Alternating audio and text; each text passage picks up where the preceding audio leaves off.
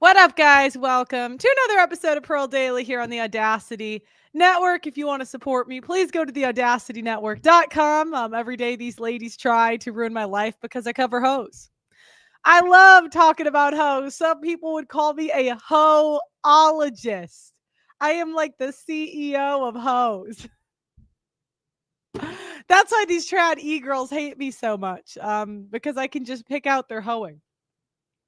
Before we get started, make sure you like the video on your way in and subscribe to the channel. Okay. So today we are going to be first starting the show with Tucker Carlson's interview with Nick F. Then we are actually going to move on. I'm going to go into a different topic, which is going to be a woman crying on the internet that all these simps believe, and I can't even believe it. I don't know why. Why do we believe crying women on the internet? And then lastly, we will get into, is Candace Owens crazy? She's a woman before all else. You know, don't let these trad e-girls fool you. As entertaining and awesome as this show is, I cannot do what a man can do, and neither can Candace Owens, in my opinion. So anyways, let's start with the Nick interview. Make sure you like the video, as this is a risky stream for me. This is a risky stream for me. Okay, this is, in my house, Candace Owens is a hero, end of story.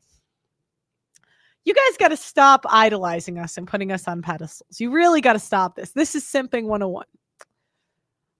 Trump, we could argue that he's a hero. Commentators, we are not heroes. We talk. We talk for a living. You could even argue Nick F is a hero in some ways. But remember, women, we don't have the same consequences men do, especially when they marry rich. When you marry rich to the point you can afford private security, you have officially lost all hero points. You know, and I'm not saying that, you know, she hasn't done some good things. I really liked her BLM work. I enjoyed that arc of Candace. But I think she lost a lot of credibility when she did the Crowder attack. She never issued a retraction.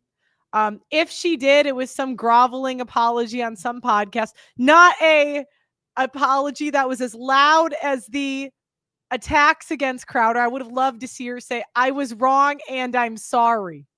And until you can do that as a woman, you have not grown up. Candace is a professional actress. Well, we'll talk about the incentives of YouTubers and creatives.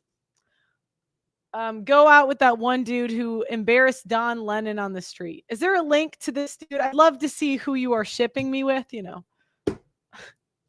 Don Lennon, obviously not, but I'd like to see who embarrassed him. That does sound like an interesting interview. Don Lennon has been embarrassed on street. I don't see it. I don't see it. Mark has got it right. He says, stop being a simp. We have no simping on the chat, and we have no simping allowed here. Hello, Pearl. I'm a Brazilian. Thank you for that information. I'm an American, you know. They've got to you too, huh? What does that even mean? Do you know what I mean? What does that even? Okay, so let's start with this Nick interview. Okay. I wanted to talk about the red pill part of it, because that's the interesting part to me. I'm not really too fixated on, you know, in my book, we are not on this channel. I am not here to convince you that we are going to start a movement that's going to elicit any change. That would be a nice idea, but we're realistic here. You know, I'm not going to play pretend. The Jays, in my opinion, they won. They own America, and there's nothing we can do about it. I got nothing else that I can do to help, like, with that situation. It's out of my control. It's out of my control. All right, let's watch this. And then we'll get into Candace later in the show. Describe the circumstances that have led to this violence. Like, how does a normal kid, young man, go from being a normal young man to being a murderer? I think that it has a lot to do. If you read through all these stories, they always have a few things in common, which is that, and people have pointed. Sorry, I'm going to move a little further forward. Okay. Imagine being able to build an app with your name on it just by thinking about it. Meet Base 44. I know what shooter. you're thinking. Why do you have ads? Well, it was demonetized for a year and a half. There's some budget cuts. So yeah, if you want to see these ads go away, send a donation. You know what I mean? In Minneapolis. Imagine being able to build an app with your name on it. Oh my God. Just by thinking about it. Meet Base 44. I think that's what that was. I think if Tyler Robinson is found guilty, there's been some interesting screenshots about him and his transgender boyfriend. It's the same story there, if that's true. And I would imagine it was not dissimilar with the guy that showed up and tried to kill me. I think those are always the ingredients that produce that kind of violence. It's interesting, your audience, as I imagine it, I've never seen any of your numbers. I don't even know how big your audience is. It seems big to me, but I think of them as young men. Mm-hmm. That's the bulk of your audience, right? Yes. And yet here you are criticizing weed and video games and the internet, and you work on the internet. You are a creation. I mean, you wouldn't exist without the internet, of course. You didn't get a job at NBC News. So what kind of reaction do you get when you criticize weed, gaming, and the internet to young men? A lot of them agree with it because they get it. It's their life.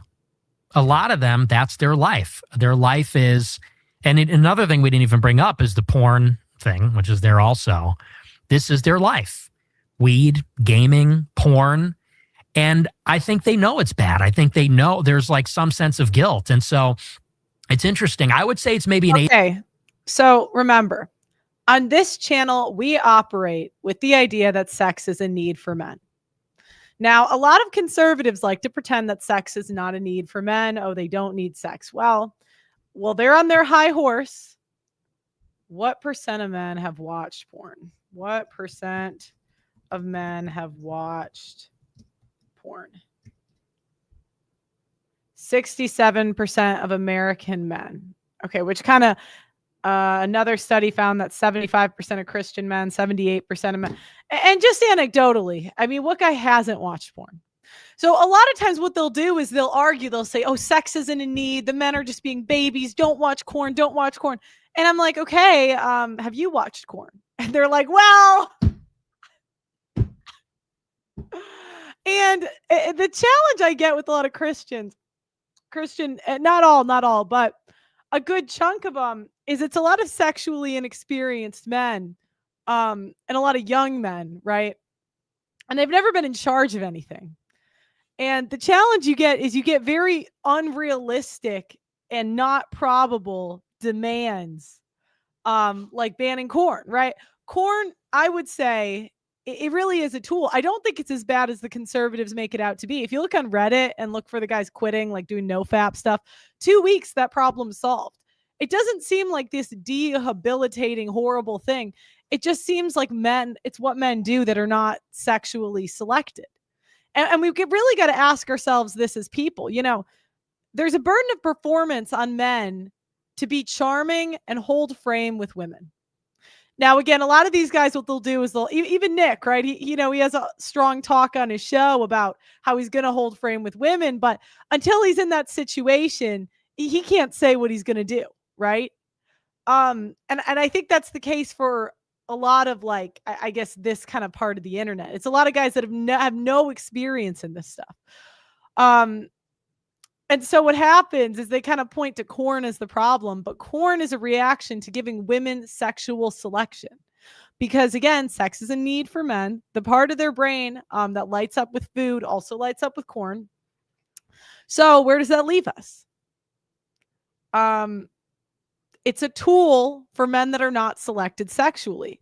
And what the conservatives do is they almost want like DEI women in a way.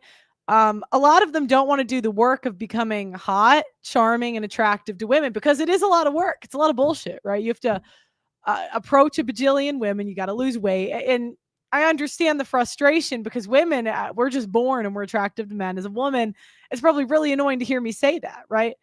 And so what they want to do is go back to the old days and take away women's desire, take away women's choice.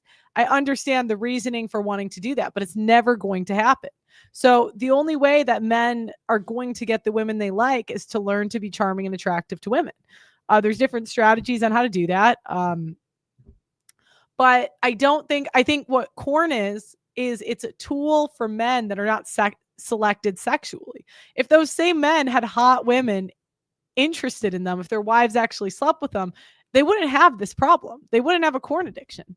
But the women are fat. The women are not sleeping with them or choosing them. And now we have 2025. I need to start naming them. It's hard to be attractive and successful and tall as a man. I don't know how you do it, Michael. It's not watching corn, it's watching it nonstop that messes you up. Yeah, and what happens is corn actually gives men power. And you'll notice with Christian guys, what they'll do is they're always actively advocating to give up their power.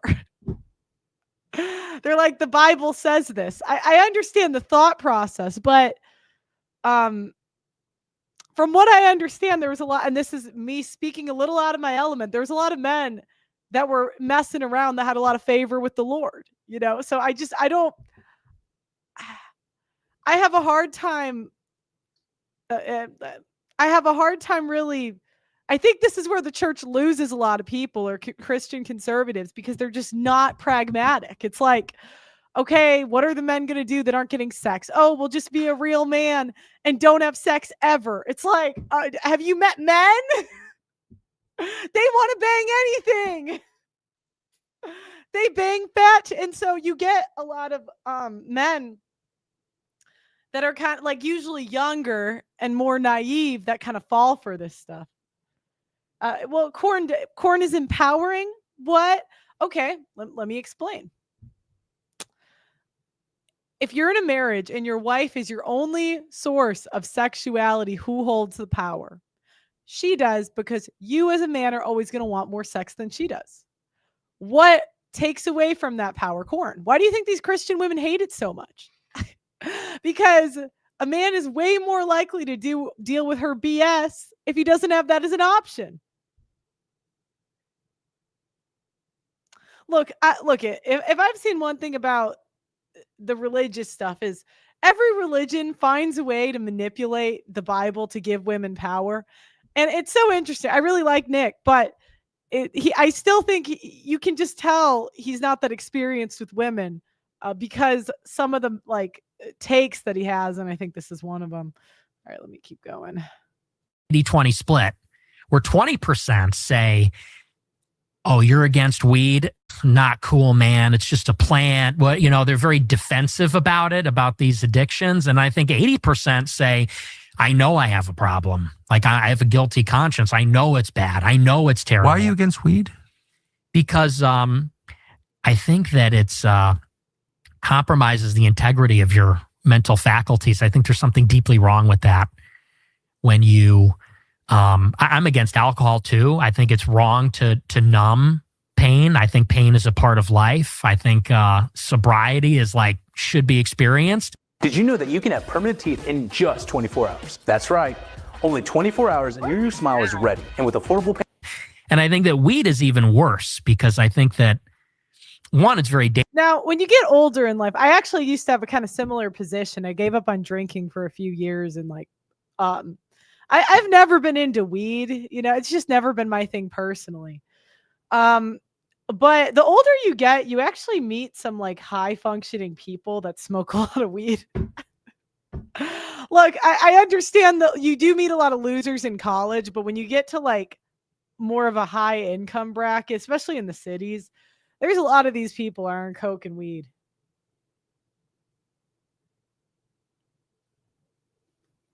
No, and Nick has said that only Catholics are saved. He's a cult. Look, I think there's some humility with the religious stuff and saying, I just don't know. I don't know. I have a hard time believing that anybody knows for sure. At times, it seems like religion is a tool made up by women. No, I don't think this is just a thought. I'm not saying I'm right, but it seems like it's a tool made up by women to just control men because they're like, oh, the men are like, let's get this poo nanny. Give me that poo nanny. And the women are like, oof, we can't. We're going to lose a lot of power if we give up the poo nanny. And we're like, God says you can't do that outside of marriage. And then the conservative men are like, well, did you do it outside of marriage? And the conservative women are like, shut up. Shut the fuck up. And I'm like, that's real convenient, because if you have sex on the guy's timeline, the relationship is on his terms. Where if you have sex on the woman's timeline, it's on her terms. No, they mentioned alcohol. And I don't even like weed, guys. Look, I'm not going to pretend to be a Puritan here. I think in the right environment, I don't think I'm above it necessarily. Like I'm not afraid of it. I don't think I'm going to get like smited down if I smoke. It's just never been like my thing. I've just never enjoyed it that much. All right, let me continue. Dangerous. There's a lot of numbers now out of like California and Washington that people are going to the hospital for psychosis. People are going crazy because of it. It's also more subtle and therefore more insidious. Like you can't, I've done it. If you have a, 12 pack for breakfast, like everyone knows. But if you take a hit off the dab pen, like nobody knows. Mm-hmm. So you can use it all the time. Yeah. And it makes you a loser. It makes you lazy. People that are addicted to weed are not motivated, don't care about anything other than weed. There's sort of like an irony there. I got to be honest with my experience. That is not what I've seen. Some people are like that. Some people aren't. Yeah, I'm just being real here. I don't know. The older you get, the less you kind of see things in black and white. Not my thing. Not my thing. Where I used to hang out with a lot of stoners in high school. I never smoked weed, but all my friends did. And they were so chill and relaxed and didn't care about anything. But if you criticized weed, they would freak out and get extremely defensive. Yes, I've noticed. Right? If you insinuate that it's addictive, if you say it's a problem, they get very... Okay, so someone in the chat says the feminization of the churches happened in the 1800s. I don't care about the history of this stuff. Now, I understand a lot of people want to use that against me and say, but Pearl, you need to know the history. If you know the history, then you could see where things are going. And I'm like, look, again, we got to go back to if I'm a business owner and I have to make a decision on my life, I don't really care what happened 200 years ago. It doesn't matter. We're here today. I think people obsessed with history are kind of like women because they're just always bringing up the past. They're trying to bring up to 100 years ago to prove a point. It's like, well, we're in 2025.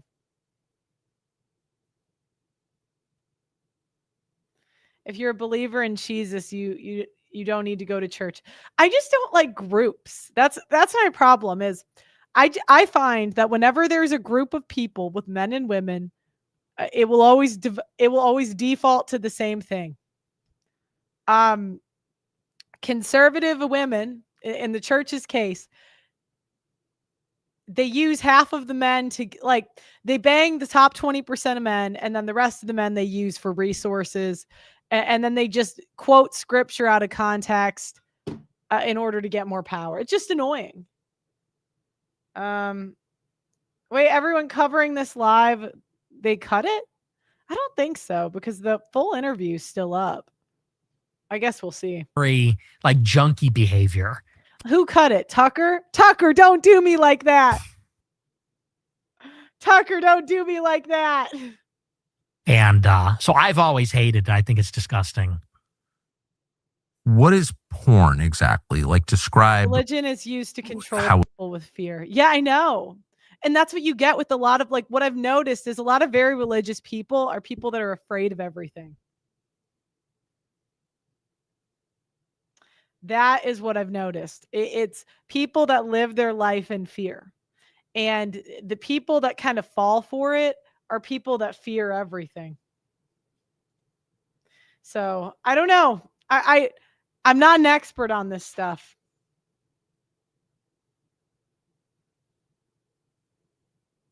I'm not an expert on this stuff. I have found that you can talk to people that have studied the Bible for like 15, 20 years, and they all have completely different conclusions. So how the hell am I going to know?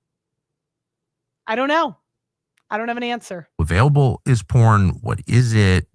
I know what porn is, but you said it's a huge factor in the lives of young men and a bad factor. Why? Well, this is another thing where it's reality distortion. That's kind of the theme. Just like psychedelics distort reality, just like a kind of internet society is a form of delusion, so is porn, in the sense that.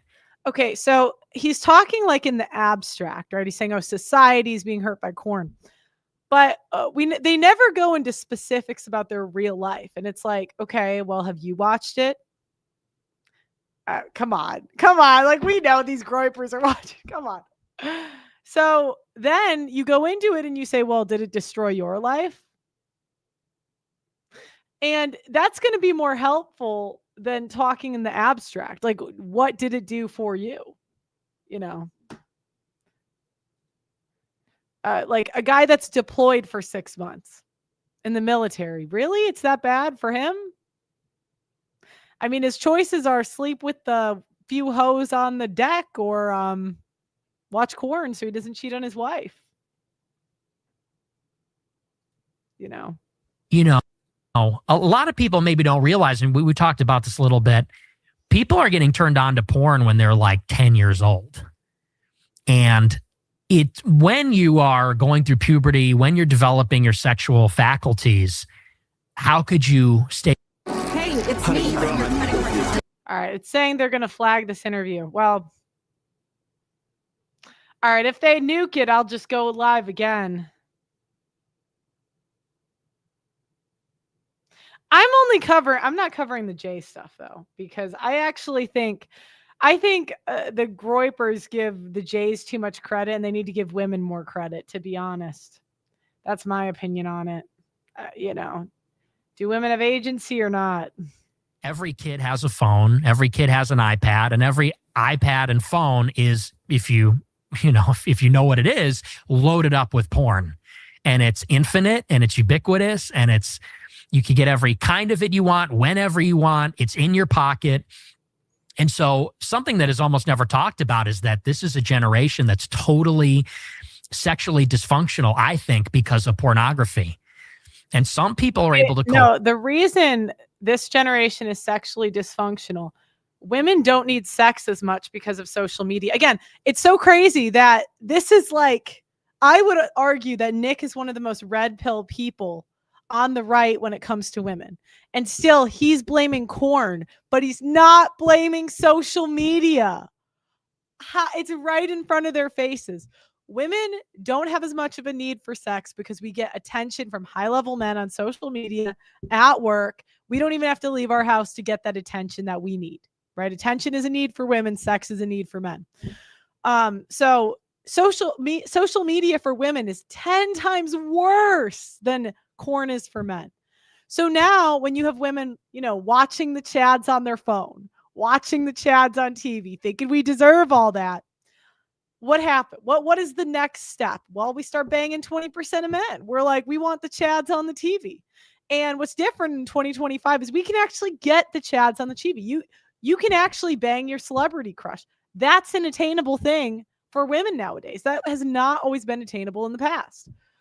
So what happens next? Now there's a chunk of men that are not selected. The men that are not selected, what are they supposed to do?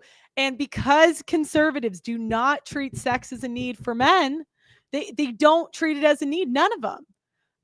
We can't have a realistic conversation about what are we going to do with the men that are not getting selected by women for sex. A realistic conversation. Are we going to have forced marriages again? No, that's not realistic. What in the next 90 days can we do to figure out what are those men supposed to do? That's why the red pill is the only place that has real answers. Because what the red pill has is it has guys that tried, okay, I did online dating. That solved my sexual problem. I got laid. I tried this. I tried that. I tried that. None of these other movements have that. None of them. Not Nick's movement, not the Daily Wire. None of them. None of them are actually solving the problem. The red pill guys are the only ones solving the problem. So yeah, and their answers are so stupid. Like, and I hate to talk I hate to be this mean about it, but in all honesty, you're an idiot if you think that men aren't going to watch porn or get laid. Give them a wife. They go to the church. There's no wives. Okay, what now? Be a monk. Yeah, okay. And then you ask them, well, were you celibate? Were you a monk? Did you watch porn? And they're like, well, no. What? And then it just is this cycle of no answers. Are we going to force the women to get married? Are we going to force them to sleep with men they're not attracted to? They're like, no. Well, can the men at least get laid so they can be attractive to women? Can they start like, banging some women to, and then they're like, well, they can't do that either. And it's just so unpragmatic. Like if the content creators aren't giving you like a step-by-step plan of like what you're supposed to do, they don't have an answer.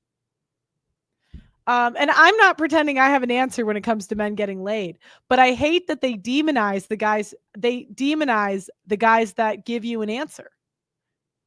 Because all the other content creators do is just nag. They nag on men's sexuality. With it. Some people don't have a problem, but I think a lot of people. Did you see that Nick called you the goat of rage bait on his show? I did see that. Look, I'm a fan of Nick. I think that he misses the mark on this topic. I think he's way better than most conservatives, but still, when I'm listening to him talk about this topic, it's still gynocentric here. And maybe even a small minority have a serious problem with it. And how does it make people sexually dysfunctional? I think that it's impossible for a real woman to compete with the availability and the novelty of pornography. And I disagree. I don't think it's the same. I think most men that are watching porn, they would take a real woman. And the other thing they're not talking about is the biggest group of incels is actually married men. The number one OnlyFans consumers are married white Christian men. And there's always a hope coming back from this. They say, well, that sample size of that study, it just wasn't good enough. It's just people that hate Christians. I'm like, no, because the Christian women are naturally going to be the most controlling because they controlled the relationship from the jump because the sex happened on her terms, not his. Yeah, we'd prefer a real woman, but that's not pragmatic. A lot of men, they don't have time to court these women or to learn, seduction skills. These are skills. Corn will wreck your marriage bed. Well, what started, right? What started the wrecking of the marriage bed? Was it the man watching porn or the woman getting fat or not sleeping with her husband? Let's be real here. Every girl I know that got married first year, 20 pounds. On average, women gain 20 pounds in the first 5 years of marriage. A real woman, like without getting graphic, she's only one person. And from a young age, I told myself I wouldn't be caught dead in a toxic or abusive relationship. One guy in the chat says, David says, my laptop doesn't accuse me of sexual assault because I cheated on her.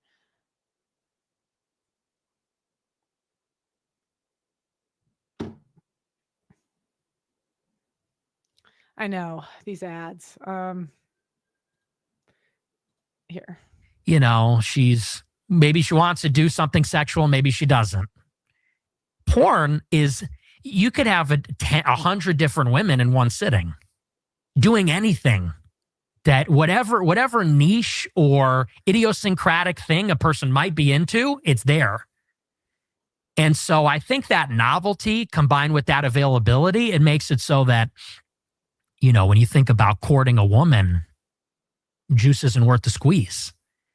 And so there's like also a problem of like erectile dysfunction, people that can't enjoy regular sex because it does not compare to the intent. There's a group of older men that had erectile dysfunction. And, so they created Viagra and they found that when they got young, hot, attractive women, that dysfunction went away. How many men would be dysfunctional if there was a 20-year-old baddie with big tits in front of them? How many?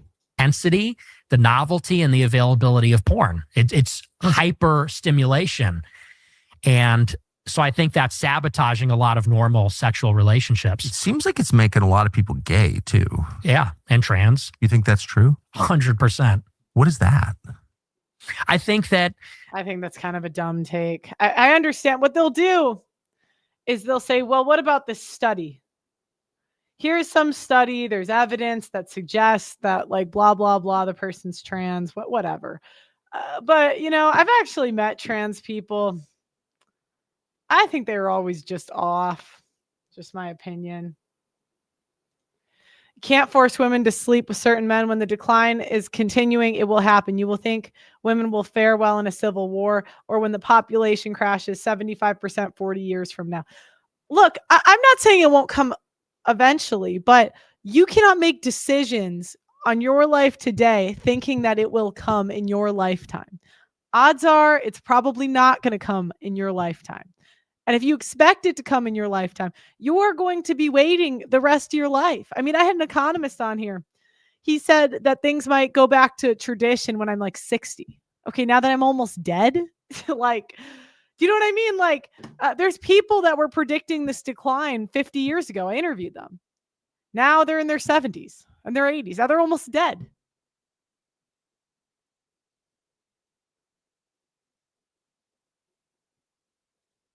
The novelty is a huge part of that. I think that if you are somebody that uses pornography multiple times per day, which many people do. Actually? Oh, absolutely. That's a lot of jerking off. It's a huge problem. Yeah. And, you know, if you're doing that multiple times a day, every day for years since you're a kid, well, eventually you get bored and you want to move on to something more extreme. And you're kind of, it operates, I think, similar to like a drug. You kind of have the same kind of resistance to it that you would to a drug or a tolerance for it. And you're always. Okay, but solutions. What are the men that are not sexually selected supposed to do? Chasing that initial feeling the first time you used it or the first time you saw a certain thing. And I think eventually you just chase more taboo, more transgressive. And I think maybe some people are more prone to that than other people going in a really extreme direction. Is how Charlie Sheen got AIDS, actually. Yeah. Through just being jaded and looking for something more transgressive. That's just a fact. And there. Imagine being able to build anything just by thinking about it. Meet Base 44. There's something too about what it does when you look at it. Because people don't realize that it is a fundamentally different experience being involved in intercourse versus watching other people have intercourse. And I think that actually does something to you. Tell me, what do you mean? I think that, you know, for example, I think Steve. If you go to the, okay, again, this is the abstract. Nick, have you watched Korn? Did you want to be a tranny? No? Do you know what I mean? It's like, come on. Steve Saylor has written about this, that there's multiple kinds of transsexuals. And he says that one kind of transsexual is somebody that likes the idea of seeing themselves as a woman, is autogynephilia. Yes. And I think that, you know, one of the theories for that is you watch a man having sex with a woman that isn't you so much, you kind of achieve an identity with the woman in like a weird, sick way. You almost identify with the woman. I just think that's kind of dumb. Okay, let me continue here. Separate category. It's an innovation in the realm of pornography because you have what everyone considers, what everyone is porn, which is like videos of porn stars, like dedicated career sex workers having sex in a relatively controlled environment or something like that. But then you get OnlyFans, which is like Patreon for nudes or sex. And basically, there's now a very large subculture, much larger than people want to admit, of women who the moment they turn 18, that is what they do, is they make an OnlyFans account and they become an amateur porn star. And it is completely casual, you know, because you could say that maybe 10 years ago, even at the heyday of internet porn, To be in porn, you got to be a porn star. Like, Of that's your course. life and that's your career and that's who you are, and it's very shameful. With OnlyFans, it's like having a TikTok. It's like, here's my link tree, here's my Instagram account, here's my Facebook account, here's my YouTube, and here's my OnlyFans.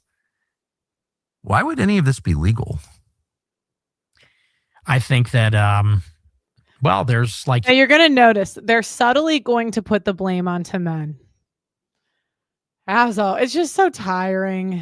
It's so tiring. Okay, here. you indicated, maybe there's an intelligence benefit to that. Yeah.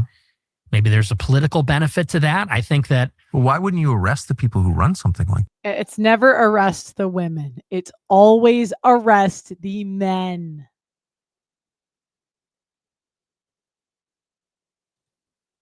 And again, these women are providing a service. They have actually saved more marriages than a lot of Christian women, because a lot of Christian women are not having sex with their husbands. Where they don't think that men are owed affection or sex. That is the mindset of most conservatives. they should be. If you had a Christian government, Or how about just a government that cares about its people? I mean, is Iran a bigger threat, or is OnlyFans? Iran's not turning my daughters to prostitution Right. that I'm aware of. right? Right? I mean, that seems like one of the Again, it's OnlyFans' fault. It's Iran's fault. It's never the women.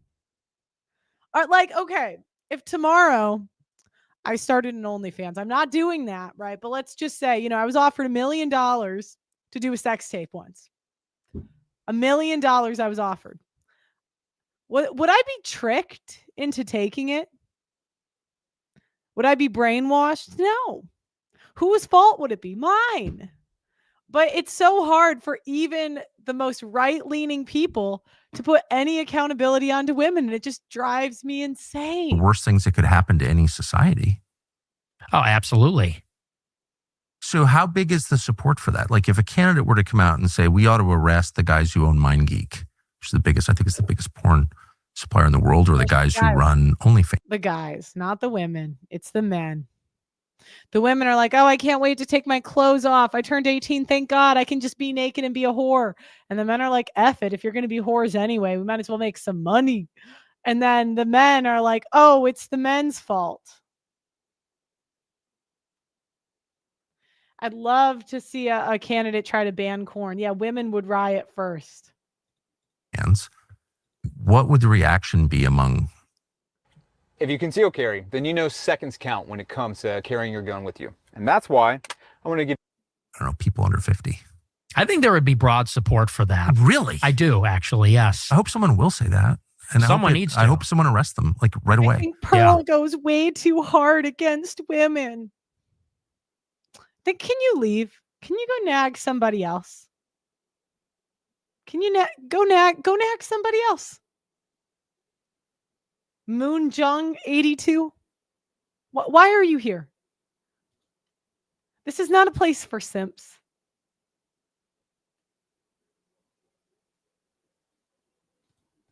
That was actually one Seizes of their assets and puts them in prison. seizes their bodies and puts them in jail. Yeah, I mean, The owners of that, people who are, I mean, talk about human trafficking. yeah. Oh, yeah. I thought we were against human trafficking. Yeah. Well, So you think that young people, because you always think of young people as so liberal, but like, no, they wouldn't think that was crazy? no, I think especially among young men, they know it's a problem. It's ruining their lives, and they know it.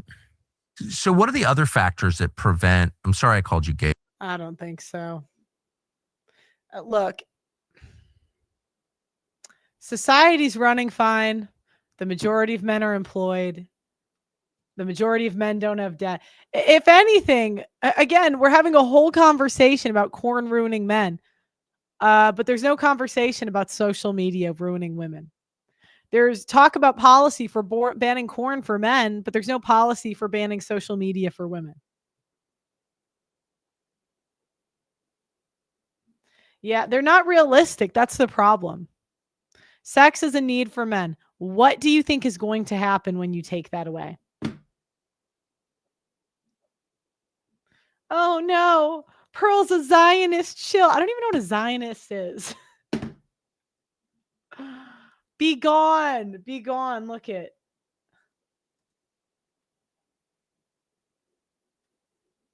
You know what's so fun? I have so much power on this show. I can ban you and never hear from you again. It's so easy. It's one click away. By the way, but I'm always, I think I'm just too old or something. I'm like, what? Why isn't anyone married? You tell me, why aren't people married? Well, I mean, Women don't want to marry average men. That's it. honestly, it's the women. The women are extremely liberal. No one talks about that. They're increasingly they do, especially after the last election. Now, again, that's a talking point for men that don't get women. They will blame a woman's political affiliation. But the truth is, if you talk to any PUA, any guy that's professionally gets women, politics doesn't matter. It doesn't. Because if you're that guy, her politics will change. I have seen, I heard a story the other day of a guy, he took a vegan Antifa chick on a date and got her to eat meat the first date.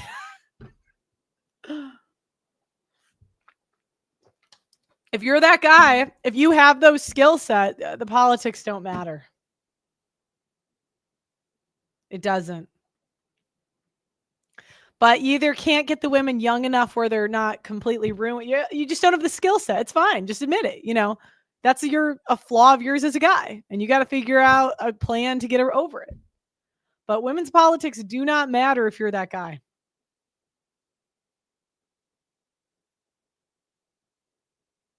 They don't. Look, and you can come at me when I say this and say, but Pearl, you don't understand. Look, I have seen men flip women's politics. If you're the Chad, if you're that guy, her politics change. Yeah, it's a game. Yeah.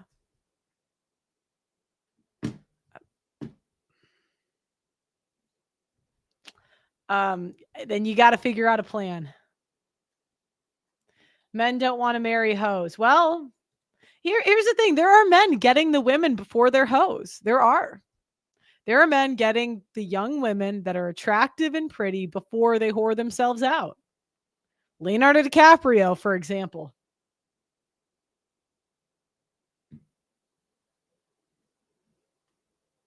So the question is, who's getting the women you want and what are they doing to get them? And I'm trying to pull us back into like reality. So we're done talking about these abstract concepts. You know, what's the plan? Yeah, you must be tall and handsome.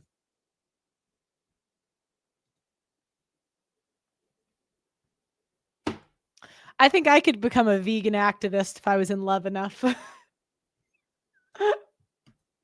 Here we go. There's a 45-point difference between men and women. The men are extremely conservative, increasingly. The women are extremely liberal.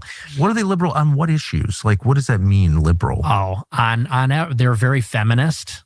Like, actually? Extremely feminist, yes. They don't believe that, do they?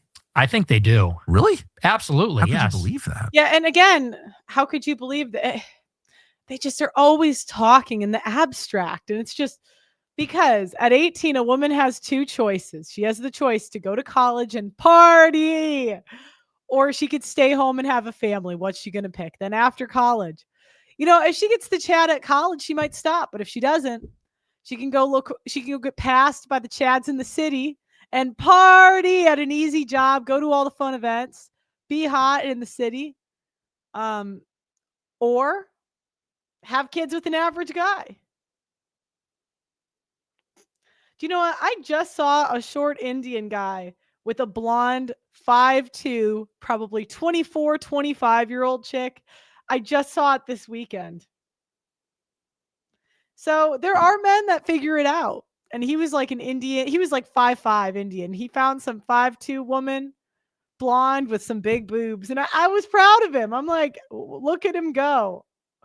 Look at him go. Now he might be sharing that woman with two other men, but hey, at least his needs are taken care of. I think gender roles are a construct, that none of this is inborn. Like, you'd have to be an idiot to think that. They like the idea of it. They like because of course, I think all women naturally want strong men. Of course, obviously. They naturally want a Chad. You know, they want like a tall, buff guy. But I think they like the idea of none of them want to work either. None of them That's what I'm actually want to saying. work. No, that's but what Please tell us you're secretly dating Nick F.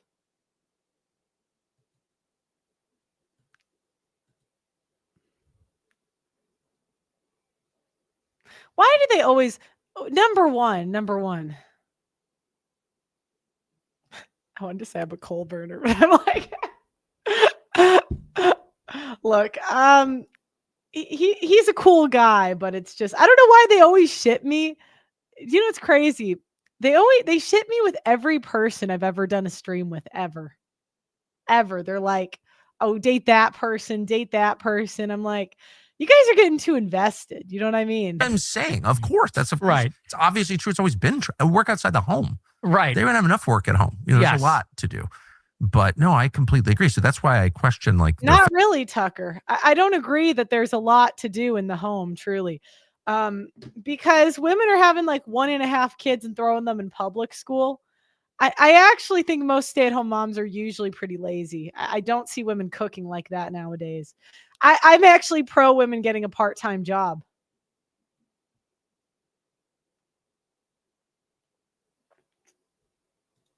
fence. Yes.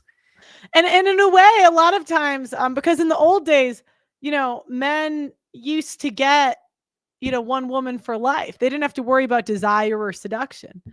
But now, in a way, what we're rallying for is DEI women. They don't want the women to, they don't want a wife based on merit. They want a wife, you know, the government gives them a wife.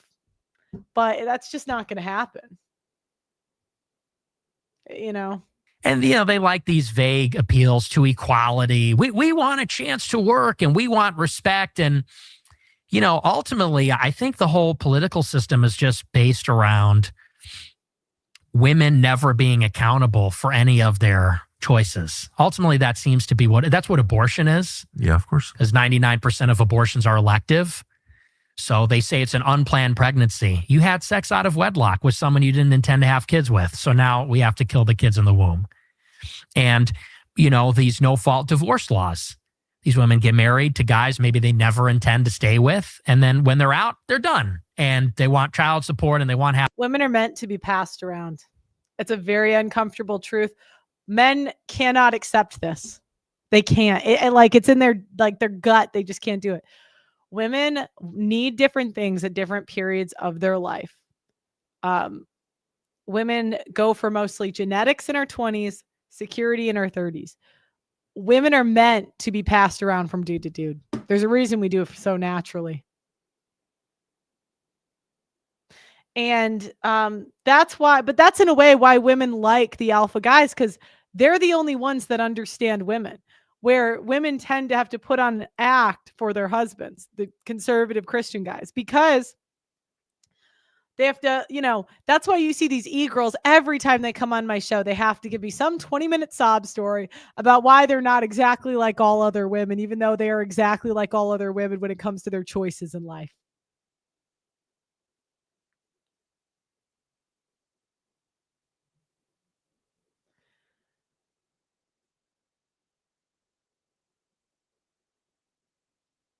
It's because you're his only hope. I'd actually love to see Nick. Who would I ship Nick with? That's not true. He's got all these e-girls thirst trapping. I'd love to see Nick with like a liberal e-girl, and I'd love to see him like change her. I just think it would be hilarious. Like get him some Antifa chick who's sweet and young, and then, you know, he just, you know, she just falls right into his frame. It's the women that are jealous that they weren't born as a man. No, because in order for women to survive, we had to procreate with the highest quality man.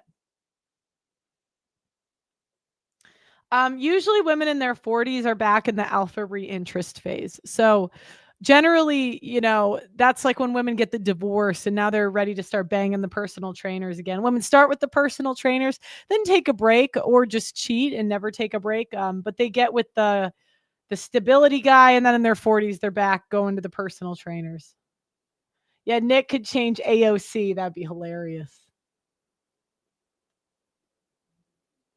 Back to arranged marriages. But that, like, what's the point? And that's when you go into, imagine if you own a business and they're like, well, why don't we do this business practice from 100 years ago?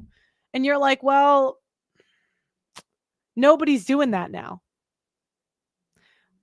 I don't think that's going to happen, you know. Shit, my mom did that at 40. I know what I'm talking about. Off the stuff. And I think a lot of men are looking at women and they're very liberal. They're overweight. They have Now, women are actually in control of marriage. More men want to settle down than women. And if you're actually in the field, that's what you see.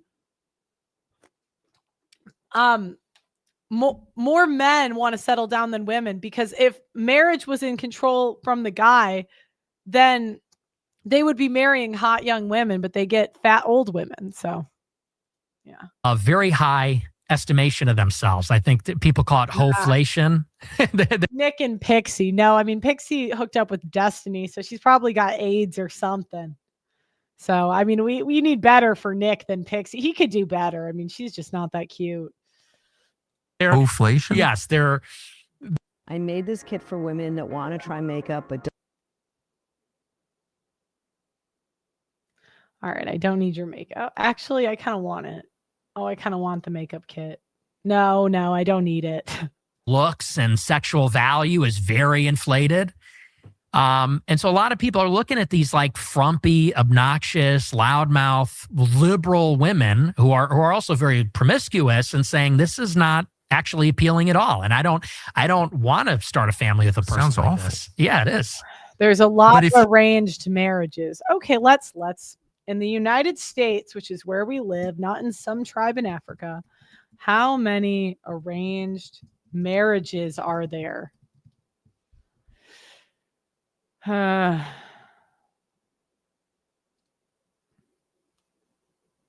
3,000 in the United States over a 2-year period. Yeah. Okay, go find your arranged marriage. Look, the only way forward is the burden of performance for men and for women. Women have to be so nice that you can outcompete these younger, hotter women every year. Men have to be charming and have frame and game. That's it. That's the only solution going forward. Women have their own money.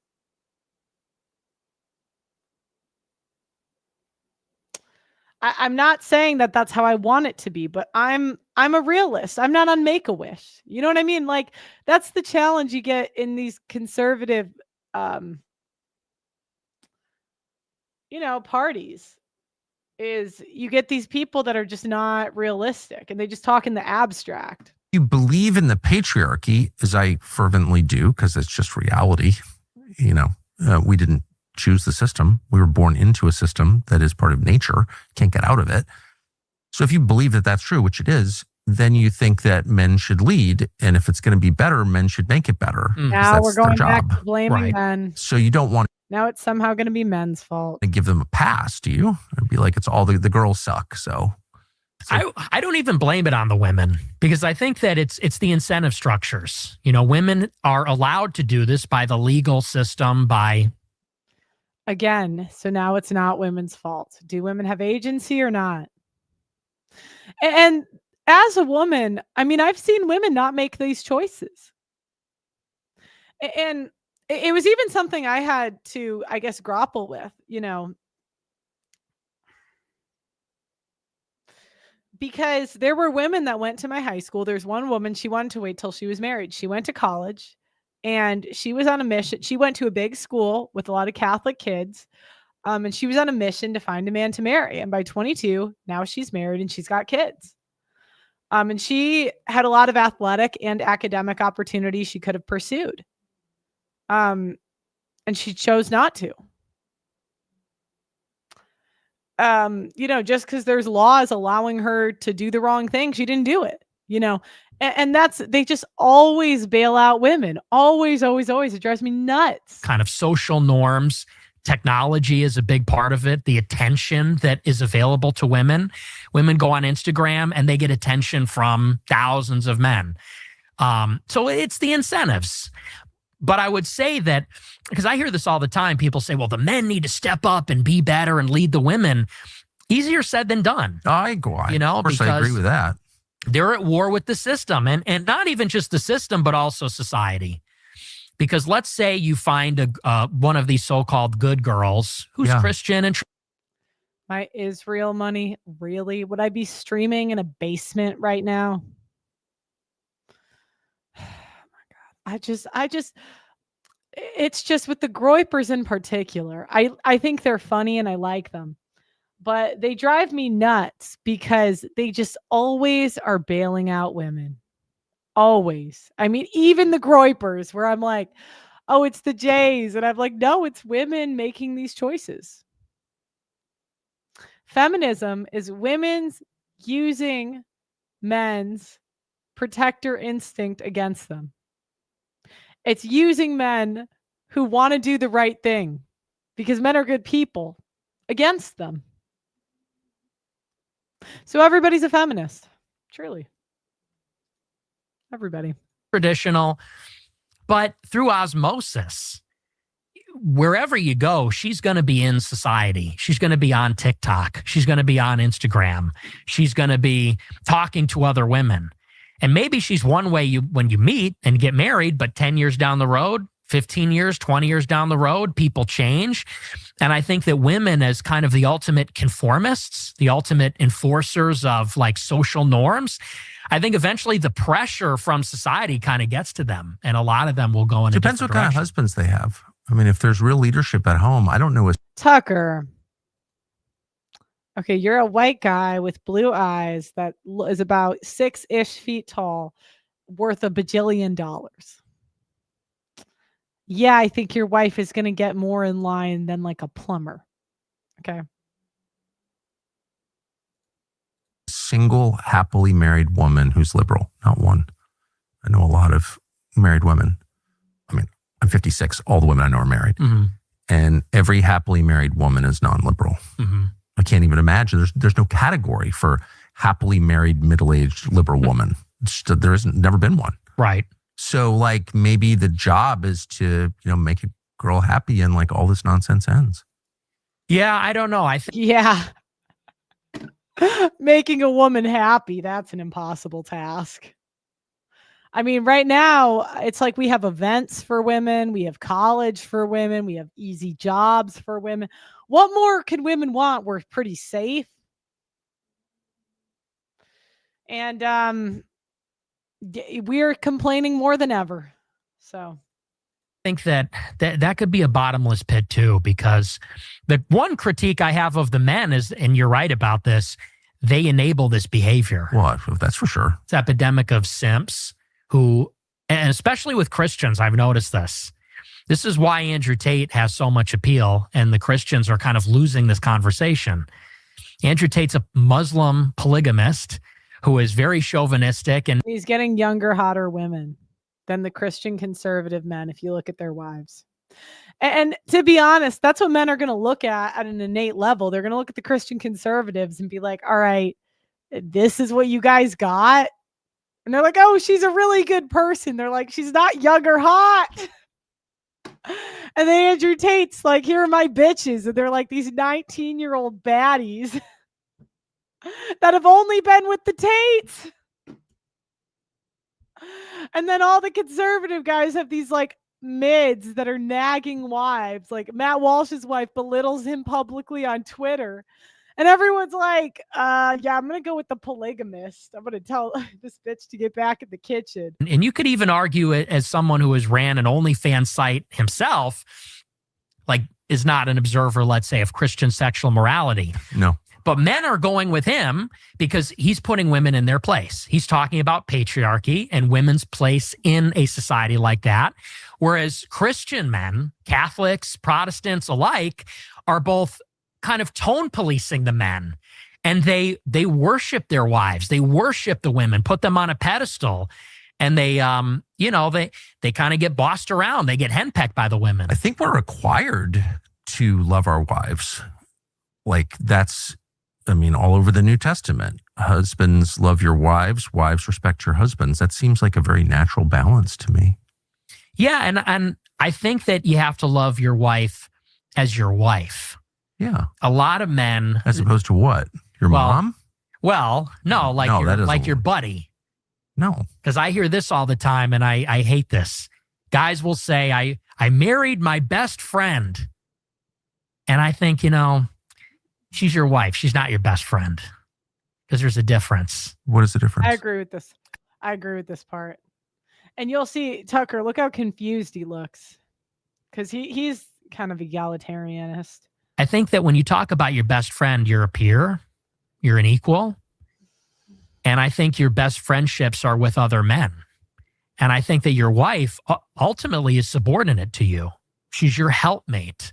Yeah. And ultimately, as the man in the marriage and as the father, you have authority, the final say over the household. Well, and course. she can give advice. It's not to say I'm not a freak where you say, shut up, woman. I mean, of course, you discuss things with your wife and your wife gives input, but the authority rests with the man. Of course. Of course. But God set up this kind of amazing system where men are physically stronger. Mm-hmm. So, like, of course, you could make your wife do whatever you wanted. You're bigger than she is. Right. No, you can't. No, you can't, because your wife actually has way more power than you in this country. You don't have the power to hit her. Try to hit a bitch, and let me tell me how that goes for you. She's got the power of the media. She's got the power of the state. She's got the power of your children. She has all the power. You cannot be in a traditional marriage in this country. You can't. The only leverage that you have is that there are young, hot women every year you can cheat with. That's it. That's all you got. But he also instilled in men this desire to please your wife. Like, that's a very natural thing. Yes. And that's what feminism is built on. It's using men's protector instinct against them. You want your wife to be happy. Absolutely. And the whole happy wife, happy life thing is completely real. It's like you can't get away from it. It's not like all of these things. It's not a choice. It's the biological reality that you live with, that you were born with. Like, you want your wife to be happy. And if she's unhappy, you're unhappy to a much greater extent than vice versa. Right? Yeah. I think men care about their wives being happy much more than wives care about their husbands being happy. Yes. I have noticed. And that's compensation for their lack of physical power. Mm-hmm. That's my No, it's because we're just not the best people. We just got some evil in us. I don't know what it is. I really wish. I mean, I even see it in myself. Like, I do something crazy or bitchy or mean, and I'll just think, why? Why did I do this? I'm not even trying to like pretend I'm so much better. But I look at my brothers versus me, and they're just, they're just better people than me. All the men I know are, in general, they're better people than I am. And I try to be the best person I can. But,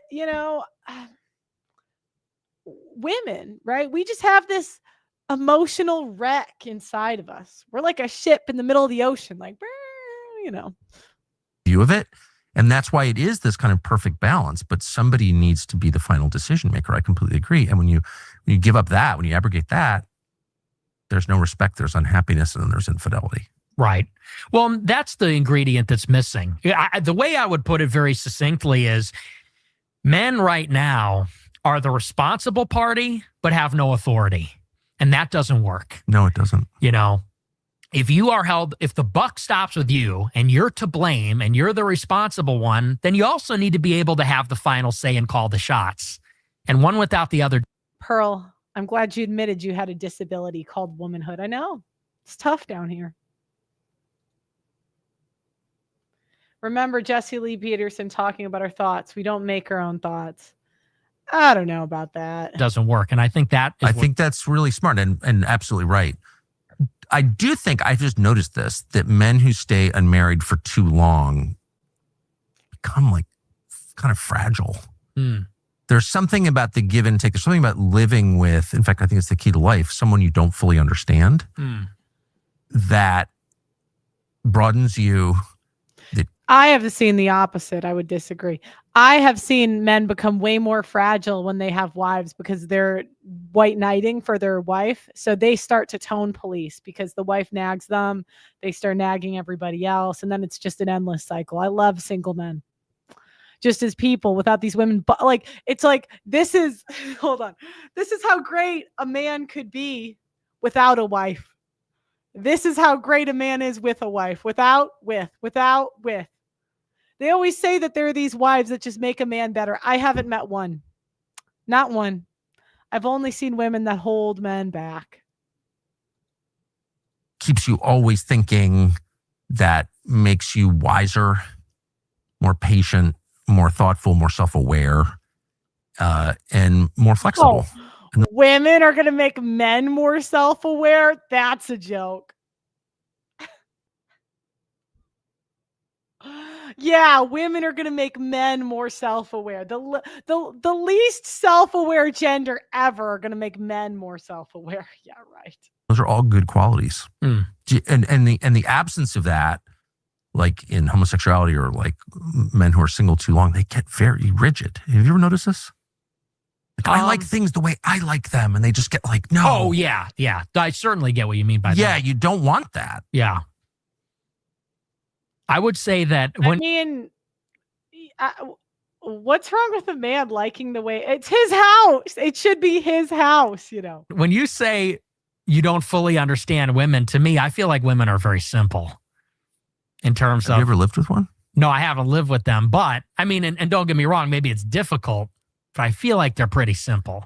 We're all pretty simple. I mean, no one's more simple than I am, but we're all pretty simple. But what I mean is, like, on a day-to-day, on the level of experience, like, you don't always understand what they're saying because it's never about what they say it's about. Right. And men just tend to be kind of dog-like in their straightforwardness. I'm hungry, I'm horny, whatever it is. I disagree. I feel like men are complicated. I feel like women are like, I'm hungry, I'm horny. I feel like men are very complicated. Really? How? Because men are masters of the universe. Women are the universe. This is what Spengler says about them. And so I think that men have like a deep connection to things like math and space, and they want to conquer the world. Of course. And, things like this. And women, I feel like, are actually very primal and instinctual. Yes. They want security. Yes. Chthonic, they're of the 100%. terrestrial. Never embarrassed by bodily functions. Men are so squeamish. Yes. Women are not at all. They give birth.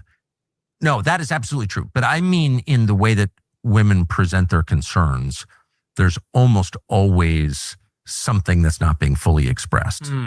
Like, I got mad at you last night because I was pissed about something. Women are such mysterious creatures, said by guys overlooking the obvious that paints women in a negative light. Yeah, I know. Yeah, I've never met a happily married husband ever. No, because we just take. We're like vultures. We're not givers. We're takers. And I've met maybe like one wife ever who's a giver, maybe, and you never really know. Last year, that's not a male thing to do. You can't remember what happened last year. Right. And so, but anyway, whatever the point. Men and women talk past each other constantly. Mm-hmm.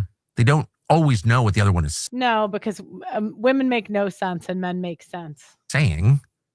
And that frustration actually gives way to like great beauty over time, I would say. I don't know. I personally find women very frustrating when they are not expressing. And I just view that as that's the beauty of it. I see the way I look at it is like when you look at your favorite TV shows, right? The Sopranos, Breaking Bad. It's like the wife is the villain because it's like the main character, if the wife could just get out of the way, would be running the show. And that's kind of how I feel like Ayn Rand, I agree with her about this. She said that the wife's role is like hero worship. The guy is the hero. The guy is supposed to be the entrepreneur, the conqueror, whatever. And the woman is really supposed to support the man's goals and be in his world. And that's the last thing successful men need is more power worship. More hero worship, more, you're so great. When you get that at work, you don't want that at home.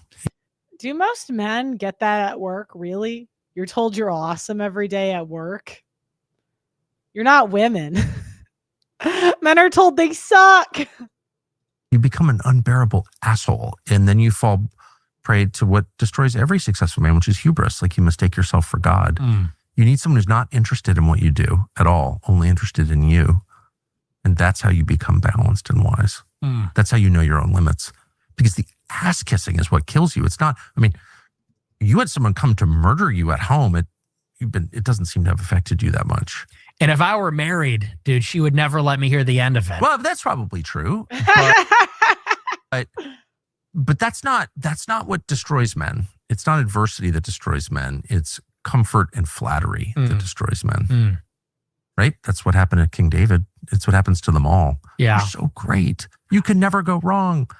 I just feel like we have I don't feel like we have an abundance of affection from women. Yeah. You know what I mean? Like, in terms of where the pendulum is at, I feel like the women are very unloving to the men. That's why, like, they don't cook. Because that's like the best way to express a love for a man. I said this on my show the other night. I'm like, the most beautiful words a woman could say is like, I made you dinner. I made you cookies. Yeah.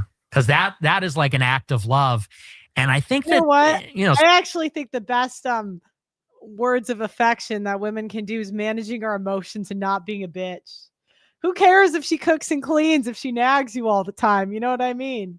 Speaking as maybe from a different generation, the way that men feel now is like, you know, women are not really providing too much. They expect so much from the men. They want the man to be rich and provide. Yeah. They want the man to be fit and a real leader and a real man. They also want to split the chores with the man. They want the man to do half the laundry and half. Yeah, my mom cooked and cleaned, but always complained. So, you know what I mean? I personally would take silence over a bitch that's cooking and cleaning. I would just take silence. Half the dishes and things like that. And it's like, so what do you do all day? You're on TikTok, you're like doom scrolling and eating Cheetos. Like what actually are you providing in the relationship? So I just feel like in terms of the deficit, it's like women are very emboldened. They're too, I think, assertive, always giving their opinions, always critiquing, always. A friend of mine said, they're so awful. How the F are men applauded every day? Who does that? Nobody. That's what's missing. It used to be women applauding the men. You know, I think that they're very bold right now. And sarcastic. I think that's a big reason why they're not very attractive. I get it. Now men can Uber Eats. Like, women have kind of screwed herself because, in all honesty, there's nothing you can provide a man with money. Nothing. He can Uber Eats better food than you can cook if he's got money. The only thing you can offer is a child. That's it. And he can get that with anybody. My last girlfriend never cooked or cleaned, but she was obedient and silent. We can just get takeout.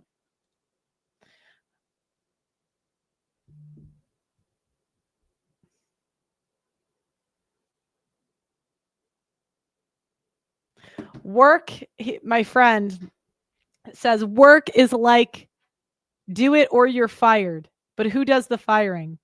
Who is in HR? A woman. I would say is that in a happy marriage, all of that goes away. There's no arguing about who does what. People fall seamlessly into the roles they were born into. They acknowledge those, are not insecure about it at all. They express love in a whole bunch of different ways by serving each other. I am surprised we are still live right now. I am surprised this hasn't been taken down. It's like super easy. And all of that, obnoxious, entitled, you don't make enough money, all that crap just disappears. Anyway, that's all right. A 42-year-old homeschool mom of 2. I just found you and appreciate your work. Also, I want more kids. Since I was deceived by feminist culture, not worried about age, husband approved. Am I nuts? Not banging the Brazilian jiu-jitsu coach. Now, look, ma'am, I'm not really against you having a kid in your 40s. If you guys both want it, why not? I mean, you're married, you have other kids. I mean, my mom had my youngest sister when she was in her 40s, whatever, you know, I'm not sure if you can still swing it, but can you just look? And there is an accountability that I myself had to make. We were not tricked into anything. When I was 18, I was most excited by volleyball. And I went to college. I picked a small school where I could play volleyball, and I got to do all conference. I got freshman of the year. I got to play basketball. It was a lot of fun. But based on my choices, that is what I prioritized and valued. I don't know what you were doing, but you weren't brainwashed. You just valued something else. And it what really drives me nuts is just the deceived. You were not deceived. No, none of us were. Nobody was tricked. Nobody was deceived. There was just something more fun than being a mom. Oh my gosh. Why is this? Can we troubleshoot? I don't know why this is glitching. I don't know how to fix this.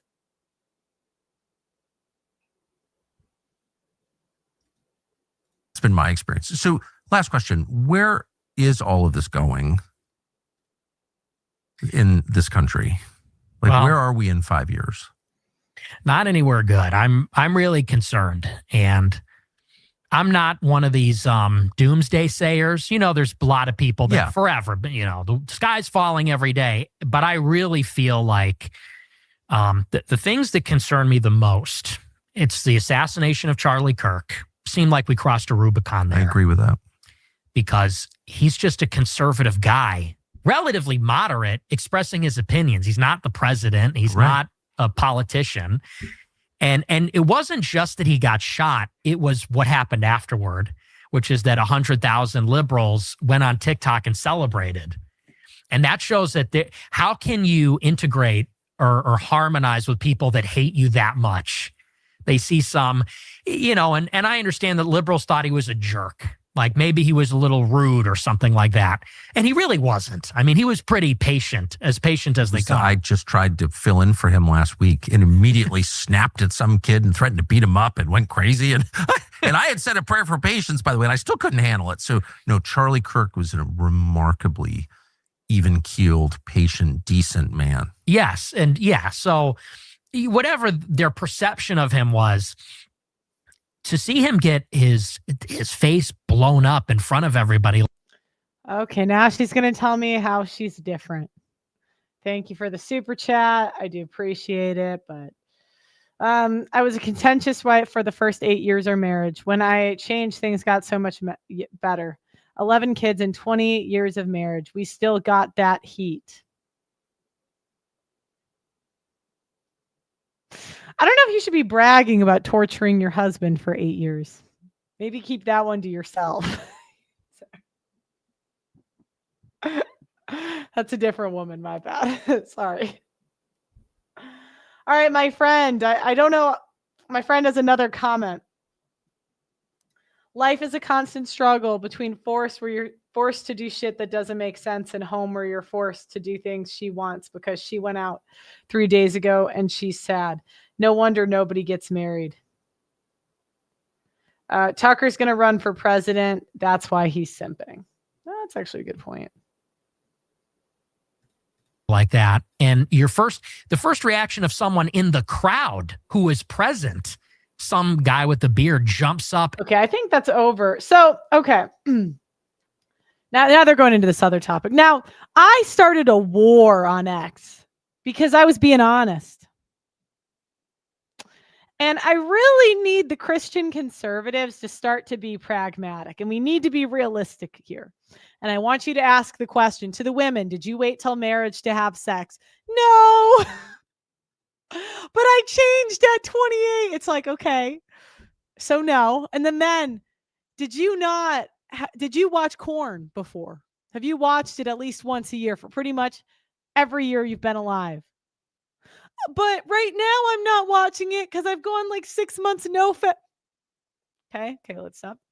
Have you ever had women very sexually interested in you? Ever? But, okay. Have you gotten laid in the last year? Okay, all right. I need us to be pragmatic here. You need to know where you are in the sexual marketplace. Look, if you haven't had sex in a year, you're not participating. You're not in it. If you're not going on dates actively, you're not participating. You're not in it. Oh my gosh. Like I need us to be honest about where we're at. Like women, if you're not getting just paid to exist, you're not that hot. You know, men, if you're not having women interested in you, neither are you. Yeah, religious people watch Korn the most, while most married men subscribe to OF. Okay, I just need us to be realistic about where we're at. I'm not trying to shame you or hate you. Sex is a need, okay? And all of our life choices are going to reveal that it is in fact a need. Yeah. And if you repress that need, it just goes into other places, right? Like Korn, OnlyFans, whatever. And these are all things that we're not proud of, right? Sex outside of marriage, hoeing, dating it, whatever. This is stuff we're all embarrassed about, but it's real, right? So I need us to be pragmatic here. And I need us to look at this through that lens because we are adults, right? Adults. So I said, and I'm going to bring this up, and this apparently has enraged the Christians.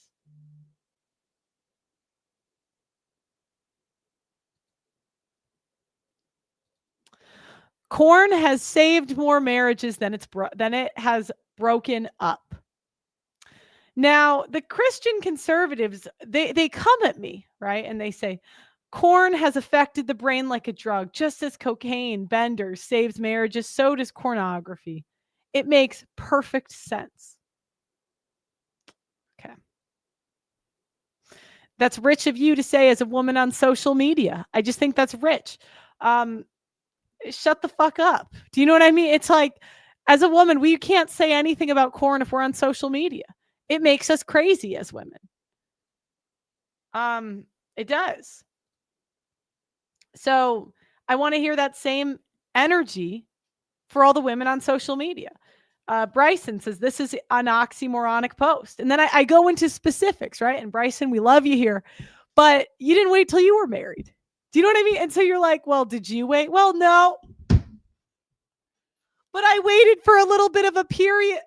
Oh my God.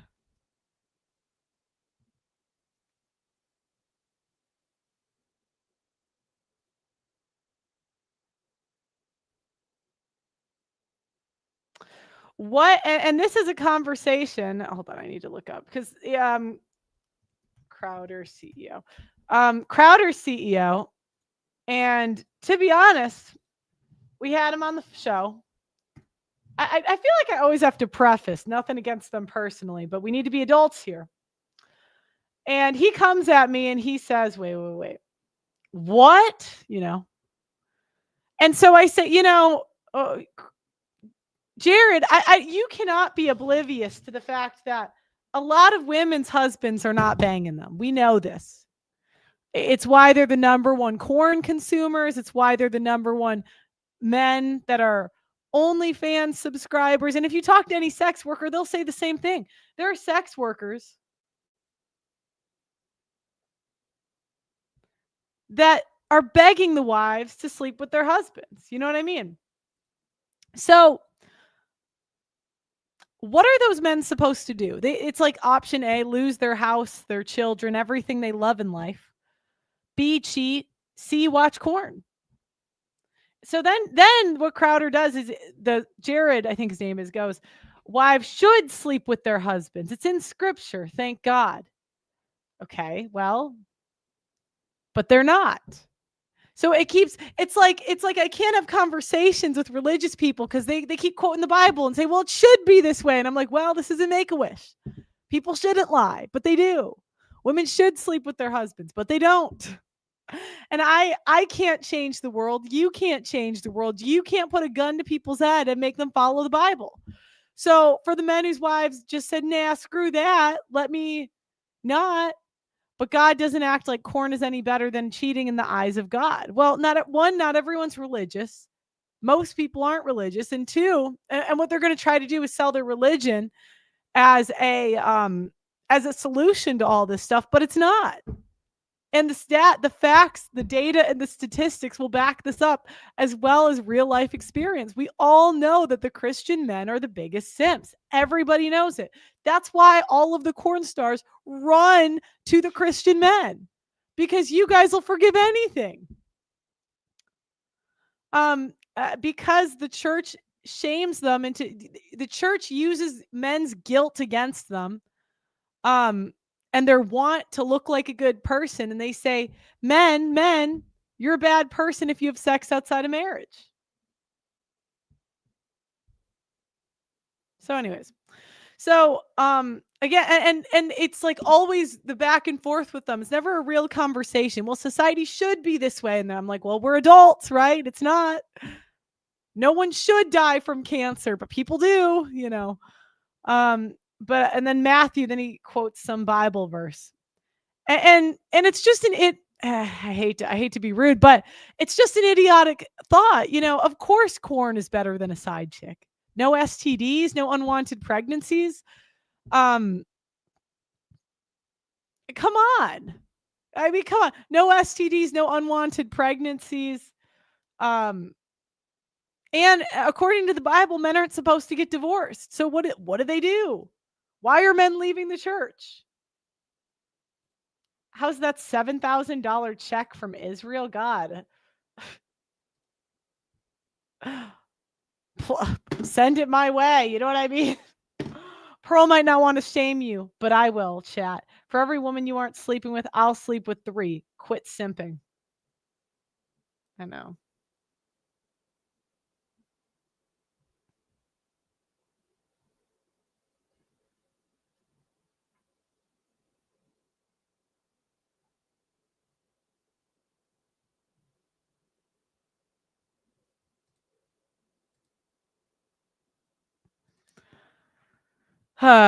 Sorry, I just get frustrated because I just want adults. Like, and then I can point to your life. It's like, well, did you watch Corn? Well, God forgave me now, and I at least I say it's not real, and at least, you know, just I do as I say, not as I do. And I'm like, okay. So did you watch Corn? Did you have sex outside of marriage? Well, and then all the women, they come in. That's such a delusional take. It's because they don't want men to have power. Anything that gives men power sexually, conservative Christians will like die on the hill of. I should be invited in. We're in the same city now.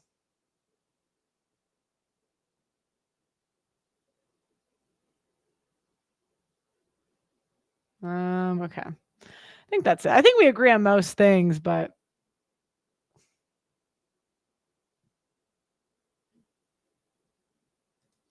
do you think from now on people should have sons and only have a preference for daughters? It's my dream in life to have a son. Should not. I just want sons. God help me if I have. Oh my God. Pearl has such a woman's take when it comes to changing the world. Really, Dario? What have you changed? Really? What have you changed? No, go ahead. Go ahead. Go ahead. What have you changed? No, I'm listening. Go ahead.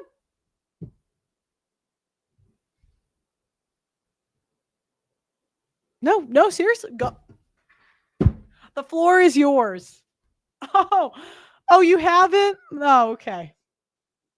No. Go ahead. Go ahead. Okay. All right. So we're going to go on to the next topic today, which is women crying on the internet. So I don't know if this stream is going to get nuked. And I also don't know why. We have some. I think the computer might be running out of memory. That's the problem. If you have a bunch of tabs open, I don't have a bunch of tabs open. I have like 2. Well, all right. So I'm actually going to go and we're going to do a commercial break really quick. I would love for you guys to donate to my divorce documentary. I would very much appreciate it. Right now we have raised about 50 grand. I need to get to about 100 grand to start working on this. 250 means we could start and not stop. I do want to thank, I'm actually going to pull up the GoFundMe, the people that have donated to the GoFundMe. I really, really appreciate it. I couldn't do this without you guys. A Boone donated $100, which is amazing. Dwayne 59, Josh 28.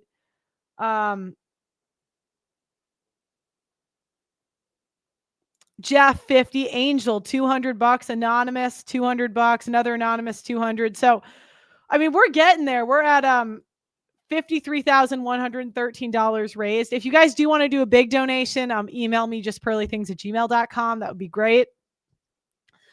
But yeah, I mean, I really want to get this documentary out, and this is the trailer we made for it. So yeah, let me make this full screen. All right. This clip going viral online of a dozen women being asked the following question: do we need men? Most answered very quickly, no. Because men are useless. I mean, this headline from The Hill, it caught my eye. Most young men are single. Most young women are not. Young men have fallen faster than any demographic in America over the last 40 years. It's a different world now. Like, we don't need men the way that they used to. Nobody needs men! The future is female. Men and women are drifting further apart, and society is crumbling because of it. A fascinating debate has broken out about the value of marriage. You've kind of got the trad-con versus red pill thing. This men's rights crowd that sometimes just goes too far the other way. You need to stop acting like grown boys and infants and actually become men. Marriage is a bond, and it's a sacred bond. It's a machine designed to extract resources from you. Now many of the red-pilled have taken the position that it's bad for men to get married. Hannah Pearl Davis, or just Pearly Things. One of the most controversial faces in all of the internet. She goes on to say that marriage is a terrible deal for men. Because if me and you were in a business contract, you would never sign a contract where I am paid to leave. Gee, what could go wrong there? 74% or something of divorces are initiated by women. Men have everything to lose, primarily their own children. Men get killed by the courts and by divorce laws. I had no idea that courts of family law were courts of equity, not courts of law. Because in family court, you don't need evidence to accuse someone of abuse. You need no evidence. When you guys say get married young, a lot of these men don't know what they're signing up for, and you're not going to be there when their entire life falls apart. I interview them on the other side. I didn't meet my son until he was 15 months old. How much did you spend trying to get him back? On legal fees alone was about $200,000. Before you know it, you're homeless. You're literally just thrown out onto the street. We absolutely reinforce bad behavior from women. Wives are taught to leave their husbands, and then daughters grow up without their fathers. Family is the foundation of society. Every problem in society comes from single mother homes. A lot of women will just chase this negative rabbit hole of happiness, endless happiness. Feminism's biggest failures is it lies to women. We tell women to date as many guys as possible. We tell them to put off family and a marriage. You are allowed to leave your perfect husband. You are allowed to end a relationship with a really great boyfriend. Oh, freeze your eggs, have an abortion. What? You're evil. I don't think there's anything else in life that we actually ever go into preparing to fail. Right. Like if you have the mentality of this is going to go wrong and be pessimistic, naturally the outcome is going to be that it's going to fail anyway. Yeah. It's self-sabotage. And that's the thing, like women are so willing to leave marriages because they're not happy. This is not about happiness. The most important thing is the children. And the problem is we have a modern society where it's me, my feelings, leave when I feel like it, instead of doing what's best for the kids. This myth that we live in an age of male privilege. Where's my male privilege? They think, well, men have all the rights. They have all the power. Privileged patriarchal system that we have. Why doesn't our society care about men's rights? I have no friends, no wife, and no social life. Men are alone in this situation. Men are homeless. Men are thinking about eating guns. I've seen so many men on the brink of suicide and they didn't do anything wrong. How are you equal if the men are the ones that have to fight and die to defend the country? The men are the ones that build and maintain all the infrastructure. Women are helplessly dependent upon men. The so-called deaths of despair from suicide, overdose, or alcohol, 3 times higher among men than among women. Culture is telling men, you are no good. You got to get your act together. I think men have failed themselves. What kind of a man are you?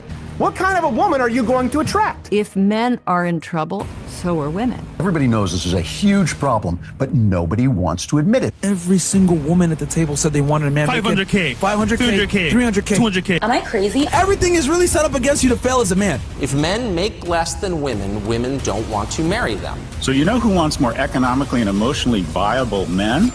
Women.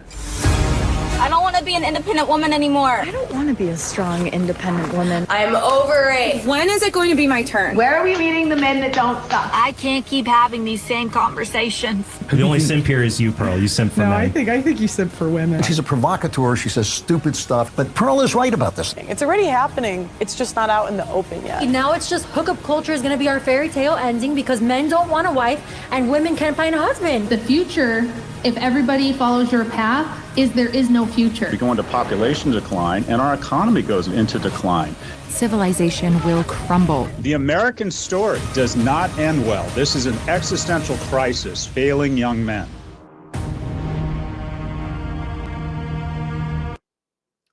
All right, guys. Wait, hold on. Let me go back. So yeah, if you wanna if you want to donate. Okay, so apparently Asmongold is having the worst day of his life. And I don't know why he's having the worst day of his life, but I'm sorry, Asmongold, I gotta cook you. So there's this YouTuber, and I have never heard of this woman in my life. But her name's Imaru, and she uploaded an 1.5-hour video talking about her ex-boyfriend. Now, apparently her ex-boyfriend and her started some sort of content house. Pearl, explain what intersex means.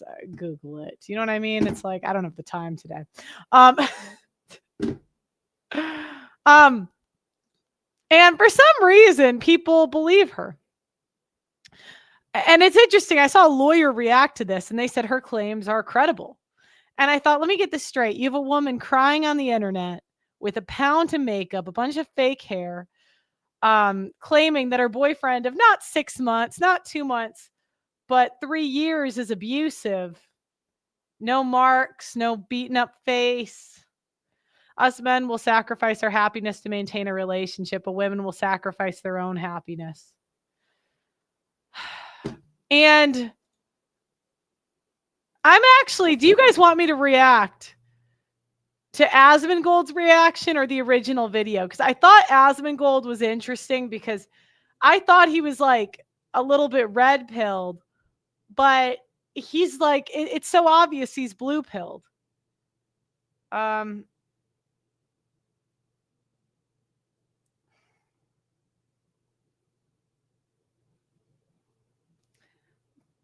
I've seen some simp try to make a move on Pearl. It was so fun. No, you didn't. Okay, here. Today, nobody makes moves on me. I'm finally going to be opening up about the psychological and domestic abuse, stalking and harassment, sexual assault, and threats of blackmail that Ms. Kiff has done towards me, and some of these issues which are still ongoing. This doesn't even sound like a real cry. Bitch, I need better acting. Please, I need better acting. Give me some real tears. Give me some real tears. Yeah, here we don't believe women, so you're going to have to go somewhere else. Okay. For the entirety of this year, I have attempted to separate myself from him and not talk about him at all, and not talk about this issue and just not make it a public thing. I always tried my best to keep this to myself, but like I said, I feel like it's gone to the point, which I'll explain later, that I feel like it just has to be done. And I have always believed in not condemning people or starting drama online. So I'm sure a lot of people are going to be asking, why am I doing this and why now? And I would like to explain that before I get started so that people understand what prompted me to do this today. All right. So I'm hearing there's a video going around of her ex-boyfriend throwing a bag on her head. Okay, we're going to keep going. I will address that too, but we got to talk about female manipulation tactics. I'll tell you why I am skeptical. Whenever there's a video of a guy crashing out, I'm just always skeptical. Because why aren't you going to the police, bitch? It's not just on a whim or something like that.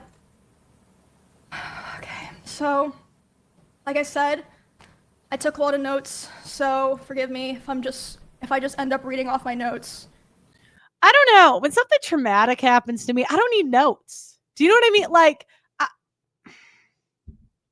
it just seems like you were throughout the whole relationship building a case against him. We'll see the video. The first and probably most severe reason is that one of the rules that I set for myself a long time ago about withholding this information was that if I ever felt like somebody else was in danger or being hurt, I would then make myself speak about it. And 2 weeks ago, actually 3 weeks ago now, I was informed by 3 separate people, one of whom was present for said incident, that he had done something similar to something that he had done to me. Okay, so I want to tell a story that I went through personally. Oh my gosh, why am I so glitchy?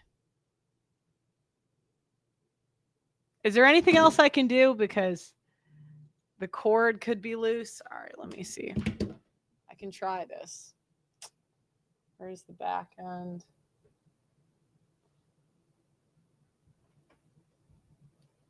Okay, we'll see if that works.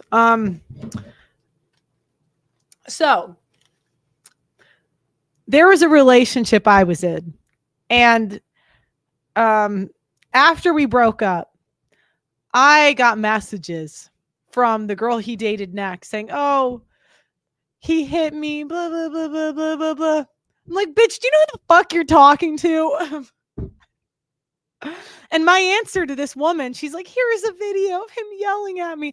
I'm like, what? One, I was living in England at the time. This guy was in America. I'm like, why are you coming to me? Are you crazy? Why are you, bitch? Do you know who you're talking to? And this girl had a case or like had all this very detailed whatever. And I said to her, I said, well, why don't you go to the cops? And she was like an immigrant. And I'm like, and she's like, well, I'm afraid of the cops because I'm an immigrant. I'm like, well, then go home.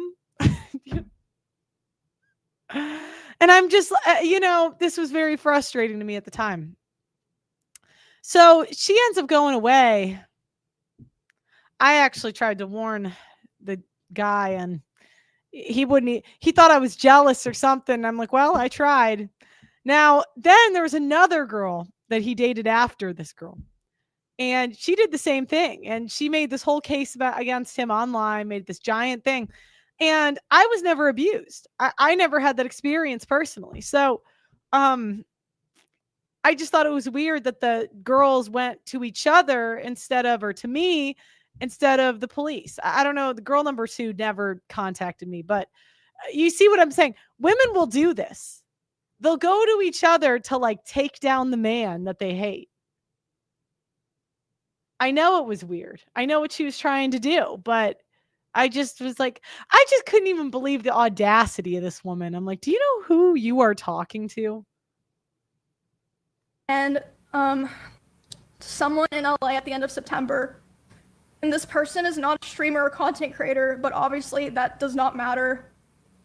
And because of this, I cannot in good conscience sit here knowing that I know critical information about someone that almost no one else does and not say anything. I think that most issues and dramas should stay private and off the internet. And I still hold that belief to this day, and I will hold that belief going forward. However, there are certain things that cross the line, and I say that the line has been crossed too many times to be counted.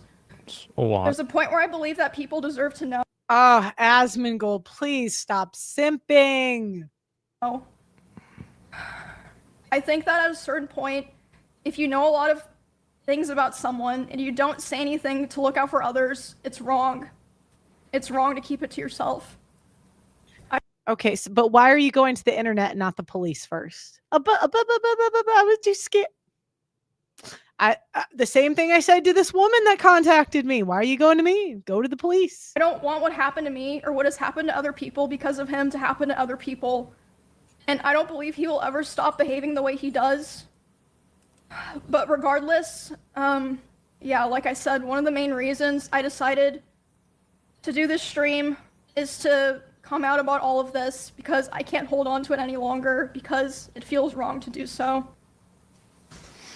And An honorable mention reason for why I'm doing this is that for a while, he has been indirectly threatening me through my friends and people that I work with. They've informed me that he said that if I ever talked about anything he did, he would try to create a smear campaign against me in retaliation. I was told that he even approached other streamers who were close with us back when we lived together. So? I think more men should threaten women with bad information about them because women do it to men. I mean, really, and this is what annoys me. Men are they're wising up and starting to use women's tactics against them. Women keep like a memory of all the terrible things that they did, right? So women have a tendency to, I mean, we have like albums in our phone of all of our abuse or us. We take pictures of us crying. So, I mean, we are the ones who do the smear campaigns. So a guy wised up and said, if you're going to smear me, I'm going to smear you back, bitch. If you're going to tell everybody my business, I'll tell them your business. So what? Asmongold, I need more honesty from you. Seriously. I mean, I was so disappointed when I saw your reaction to this stream. I need you, you know, and I like you as a streamer, but this is bullshit. I mean, you can't just believe women because they're crying on the internet. We need to be asking tougher questions. Where is the evidence? Did you file a police report? Okay. Asking them if they would join with him, and they all refused. At TwitchCon, he approached one of my employees, threatening them and saying if I ever talked about him, he would destroy me. Yep. Multiple people have told me that his plan was to claim that I kill animals and that I killed my own rabbits, since I had several of my rabbits pass away over the course of 3 years while I lived with him. She probably did. I mean, women are so irresponsible. I'm being honest here. Like, I have a relative. I know that sounds crazy, but I have a relative that literally kills dogs. I mean, this not unintentionally, obviously, but this relative is so irresponsible that the dogs keep dying, and you're like, she probably was. I mean, sorry, but women with a pound of makeup that are streamers with like all these plush toys in the background, this doesn't, to me, scream stability.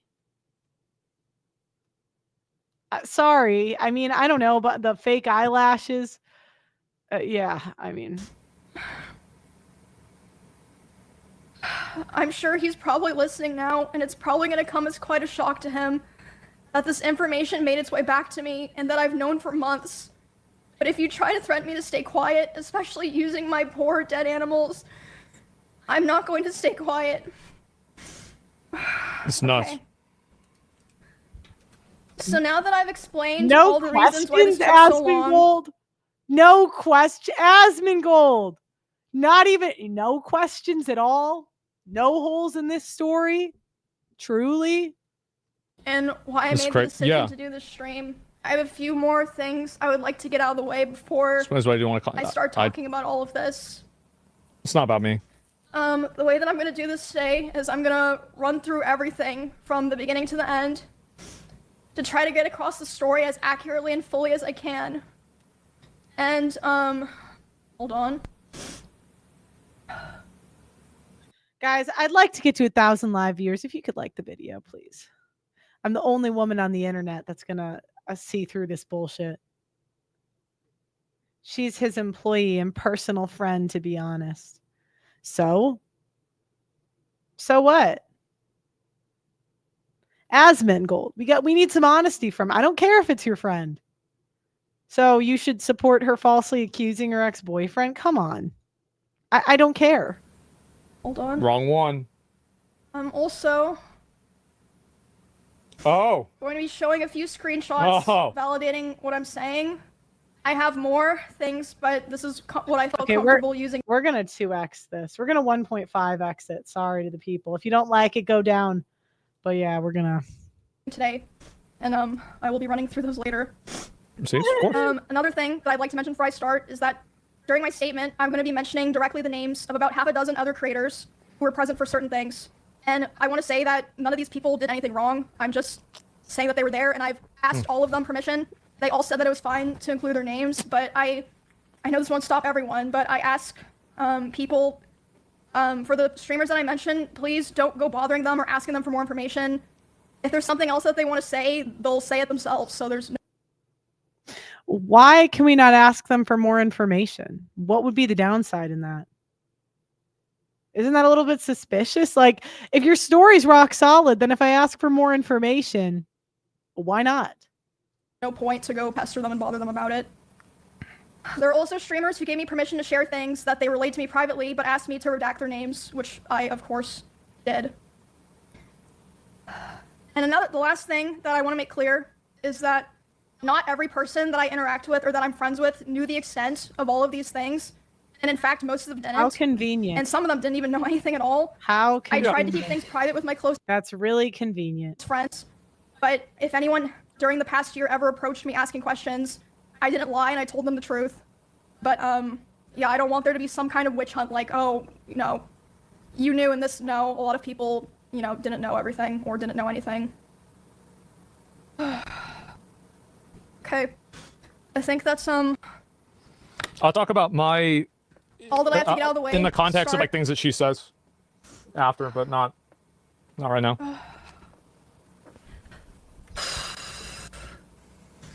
So this doesn't seem at all performative, really. Public information. I initially moved in. Sorry, I'm still sick, like I said. Mm-hmm.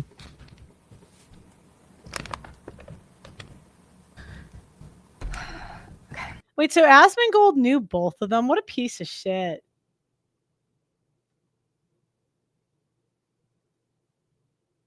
I don't, maybe I'm missing the context, but actually, what a piece of shit. He went.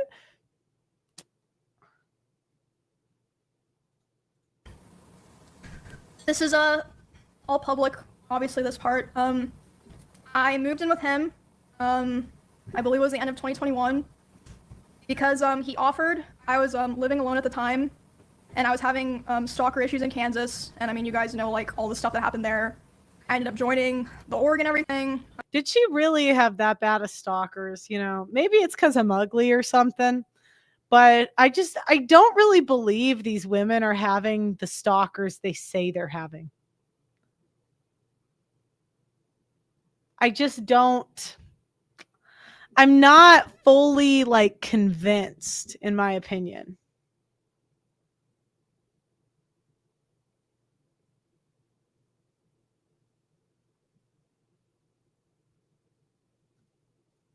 We did a lot of streams together, and I mean, a lot of people already know this, but I'm just gonna come out and say it.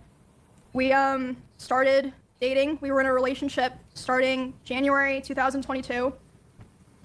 After I joined OTK. I'm not planning to go into too much detail about the start of the relationship because it honestly doesn't really matter at this point. It's irrelevant now. The only things that really matter that you guys need to know for the story are that it was, one, an extremely private relationship. It was even hidden from friends and people in the org, but I mean, obviously people all eventually figured out they're not fucking stupid. And second, it was an extremely codependent relationship, which it's not the issue, but let's just, you know, making that clear for details.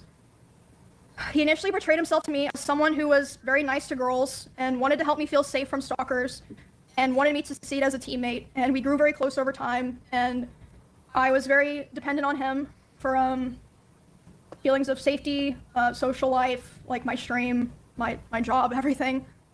So yeah, besides it being a very codependent relationship, the start of it was fine. I saw a lot of people mentioning this. They thought this was what I was going to talk about. It's not a secret. I think everyone who paid attention knew that he was very controlling over what I wore, to a degree, who I was friends with, and even when I would stream. Yep. So, what does that mean, though? What is controlling? Do you know what I mean? Like, I mean, because there's some demands when you get into a relationship. There's some collabs I would not accept being in a relationship versus when I'm in a relationship.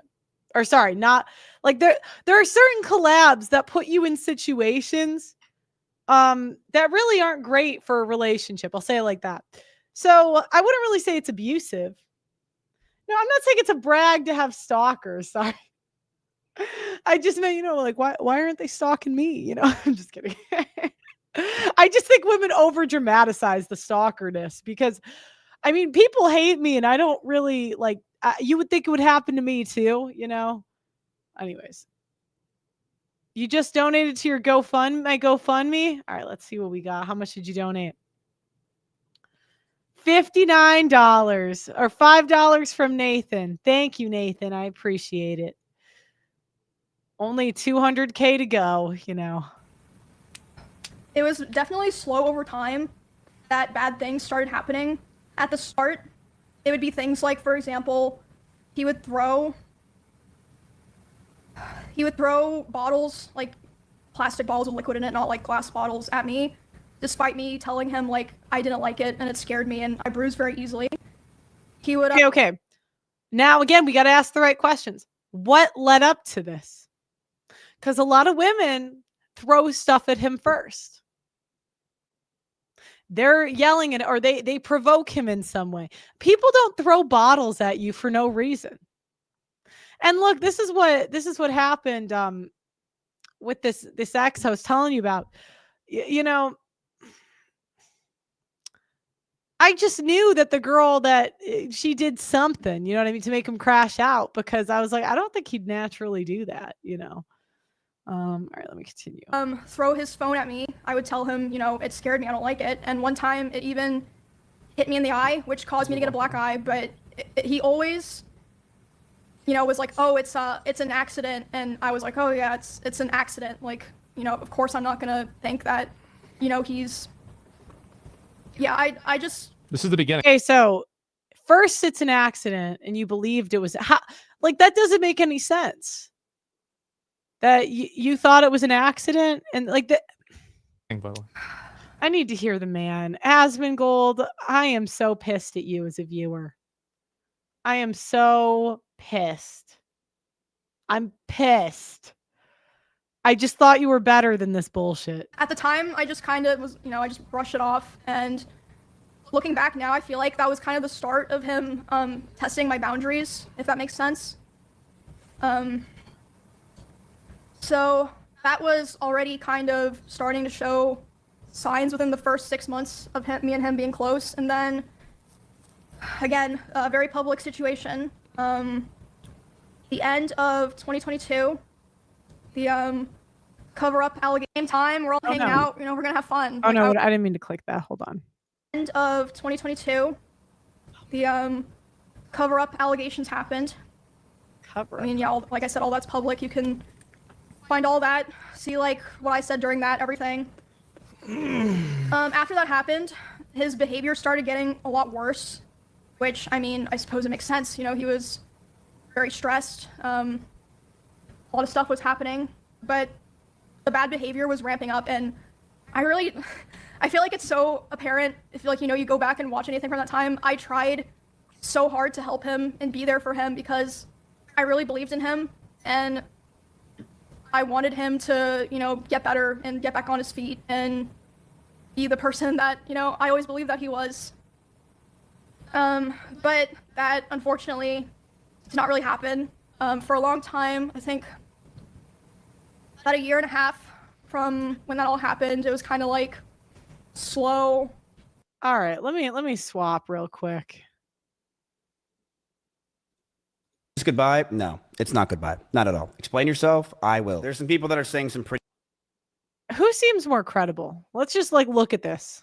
crazy This is the guy. things. I haven't even gone on Twitter. I saw other things and I'm like, damn. But I've been around for 10 years now. A lot of you guys know, pretty far away from this stuff at this point, but I am totally okay with exposing a lot of things and saying things. At this point, I think it's pretty obvious I will not be friends with any of these people after this. Ludwig was right. I am going to completely separate myself from these people in this community, which is fine, and I've already been doing it, but I have hundreds of messages and DMs from people, things that people probably would never want to get released that are very interesting for everyone, and I will be releasing it as time goes on, because why not? Before that, I'd like to address everything that was said today. I wrote this myself, so I don't know if it's even good. I am not the best writer, as a lot of you know. I have half my screen right now is red because I can't write for shit. It's not through ChatGPT. Shut up.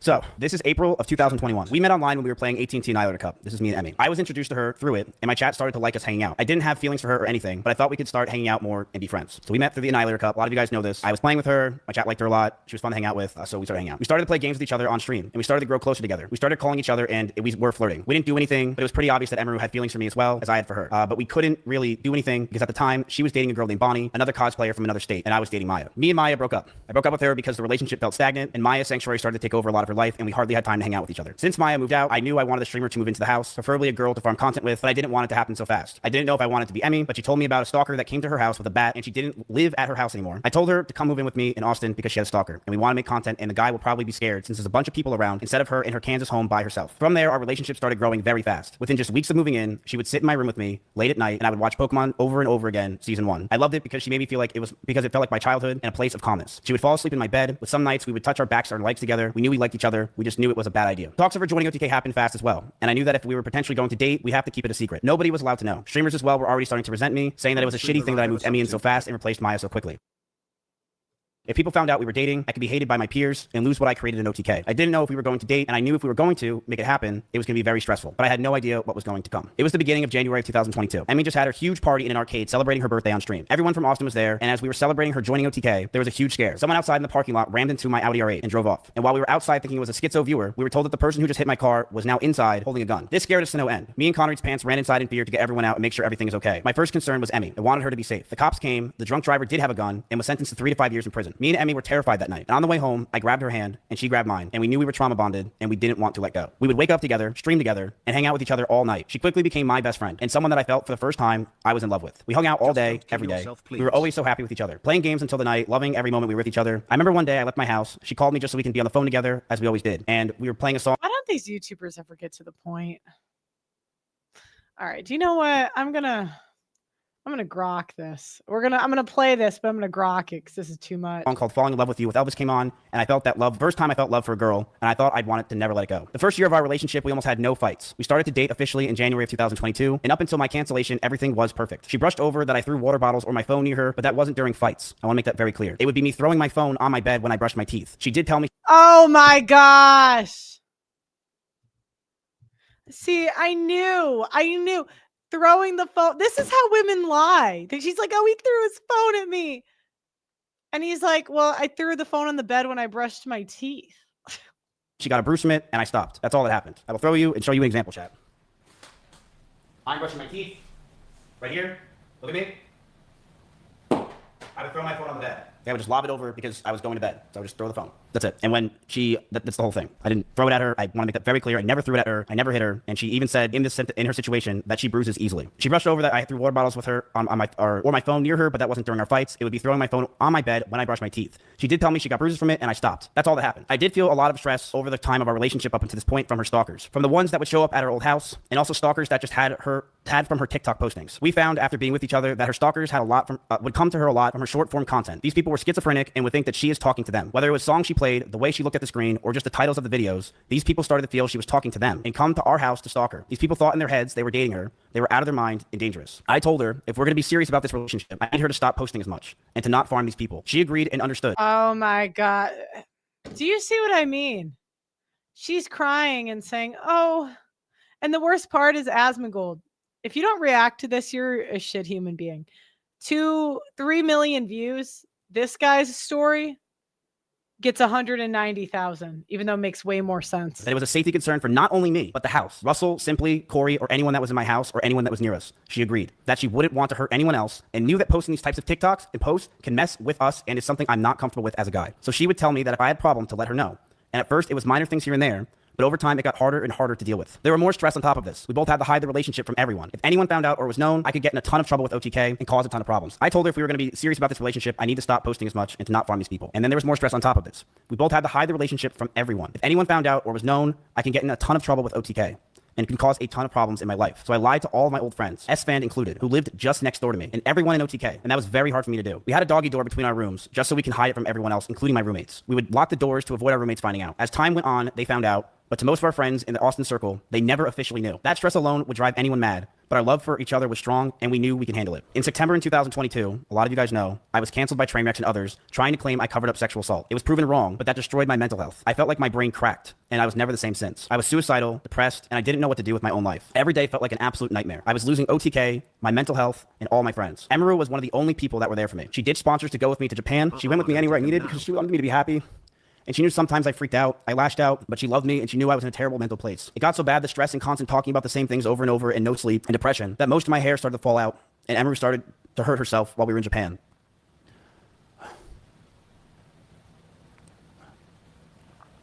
Do you see, this guy looks actually sad versus her, right? We're going to go back to this one. Slow things getting worse, but I mean, honestly, I'm not even going to bother going into the details of all of that because there's just too much to cover. And it's honestly kind of not really relevant to the rest of what I'm saying because the rest of what I want to say is a lot worse. 24-hour stream. There was a point where things really took a turn for the worst.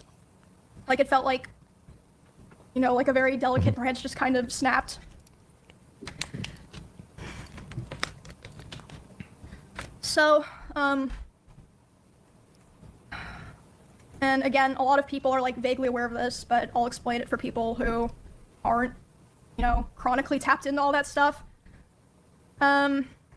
So for a long time, this is after the like cover up allegations happened and he was like starting to kind of struggle on his stream.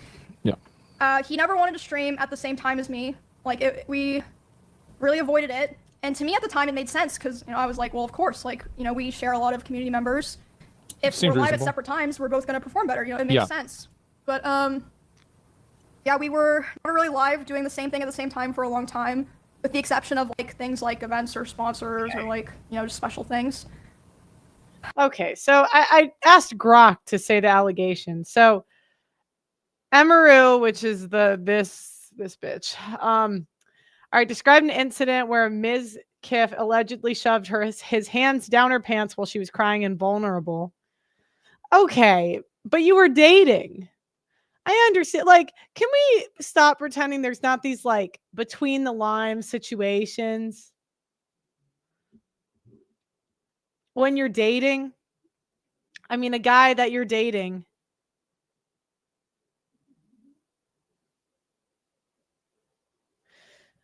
shoved his hands down your pants. I mean, sometimes when you're sad, you need a dick to ride. Do you know what I mean? Sorry.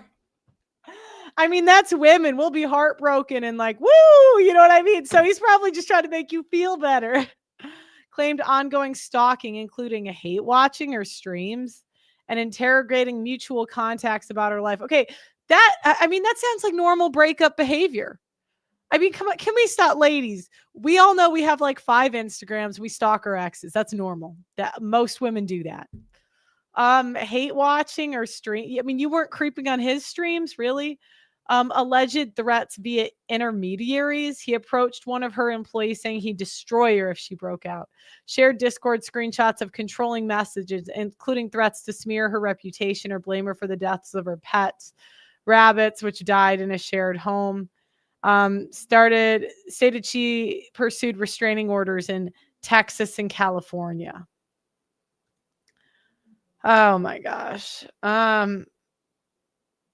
This poor guy. All right, let me go back. Let's go listen to the man talk. Let's listen to another 10 minutes and then we'll get into Candace Owens' stuff. As this time happened, I was a massive wreck. Couldn't think straight. And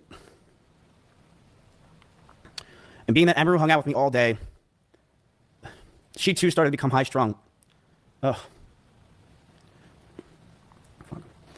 We would yell at each other, fight, and argue all the time. Things we never once did. I felt this relationship was taking a huge strain, but I thought it could be fixed over time since things were just so amazing that first year. But I'm so gay. But as we stayed around longer, I started resenting her a lot more. You can take it out of only mode. Emeru has a lot of rabbits. It was her calling when she first moved in.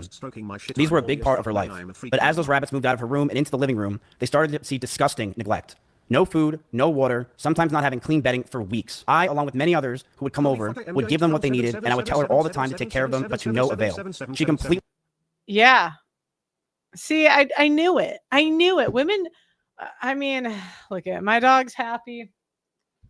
But like when we raise animals, it's the same problems with raising kids. We're not very responsible. Look, I mean, my dog, she's fed and whatever. But like even my dog sometimes whines too much because I don't give it the proper structure at times. I need to be more strict or I'm not paying attention. It's the same problem we get when we raise kids.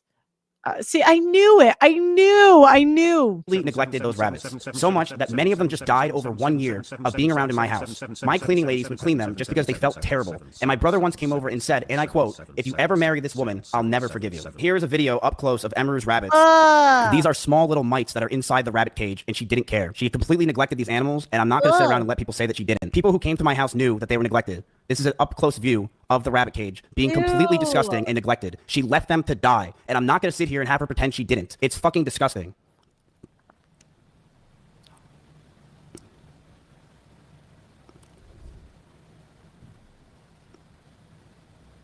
This is a video from my own brother. I didn't record this. These are mites all around her cage. I would tell her to take care of them all the time, but to no avail. She completely neglected those rabbits, so much that many died just over a year or two of being around in my house. My cleaning ladies would clean them just because they felt bad, and my brother once came over and said that if I marry her, he'll never forgive me. In fact, when Maya came over during my cancellation, she actually commented on Emiru's rabbits and said, "These rabbits are completely neglected, and this is disgusting." Emiru wouldn't clean the cages, and the smell became so bad that we started to have the rabbits just be outside. I told her if that's the case, she's got to make sure she's giving them water, because they are her responsibility. Instead, these rabbits were left outside in 100-degree heat with no food or water or anything. Most of the time being in cages with no bedding besides poop all over the place. Emmy didn't care. She would sit inside and play League of Legends all day. And what this showed me is that I don't want her to be my children's mother, and I couldn't see myself marrying her. The fights from these times started to get worse. I would constantly want to be farther and farther from her. I would use her for content, but after stream would want to be alone. I didn't know how to break up with her or end things. She was a co-owner of my org, the only person I knew, and the strain of the relationship and hiding the relationship was really taking a toll on me. On top of that, the stalkers were getting worse. One stalker came to my house, and I had to point a gun at him for 30 minutes until the cops came. These stalkers are no joke, and the pressure from the relationship, the anger I felt, and the stalkers as a whole really made us lash out at each other.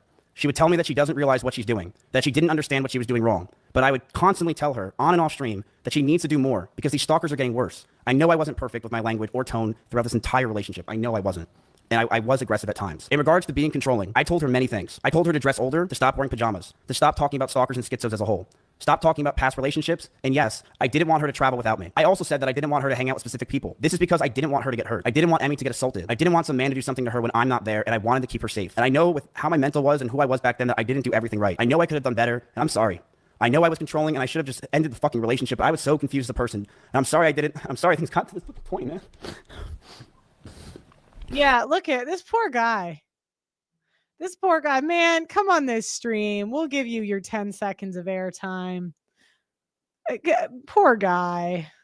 The last 9 months of this relationship, things got extremely fucking toxic.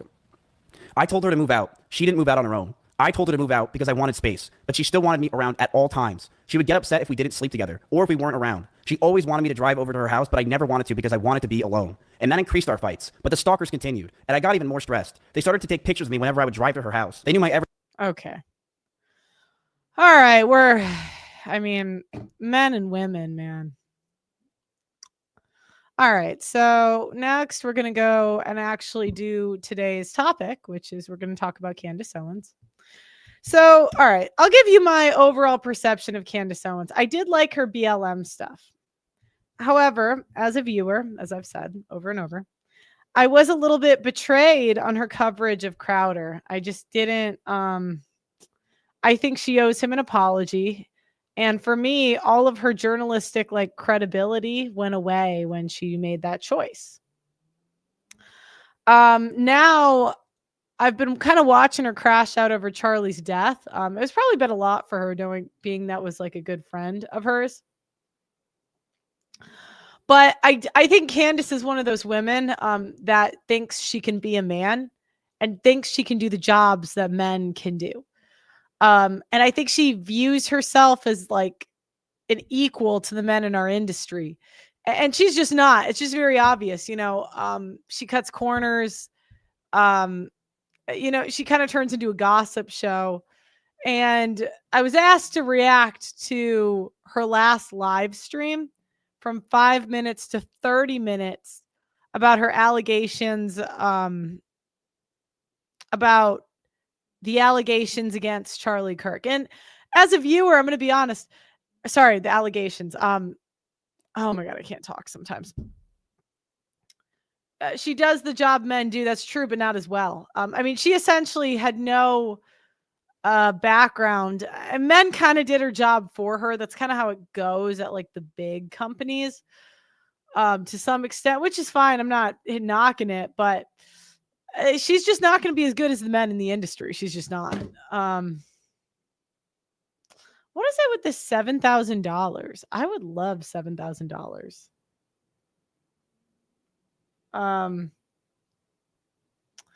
So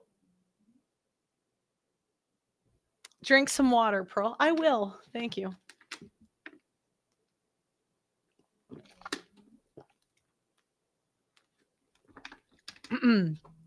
So I'm going to react to her claims. And I don't know. I just see her on Twitter. I think sometimes these people get like God complexes. They're just told they're awesome too much, where they just kind of, it just builds their ego. And I can just tell she's got a big ego. Ads from the police, from the White House, even. Certainly, at the very least, pointing out the very many holes in this story. And if any one of us had the audacity or the desire to carry on Charlie Kirk's show, that would be the appropriate venue for asking those sorts of questions. But no, I was wrong. Silence. Silence is what we were met with. In fact, I am told that these people believe the official narrative. Lone shooter. No one else involved. Just a crazy guy with too many pronouns in his bio. Yeah, to be honest, that actually makes perfect sense to me. Look, this is the information I've gotten from behind the scenes in this industry. I was told that Charlie was warned before he died that something like this could happen, right? I was told that people in the end, maybe not close to him, but other people doing similar things that he has done have said that it's very dangerous what he's doing. And kind of just seeing the way Charlie went about things.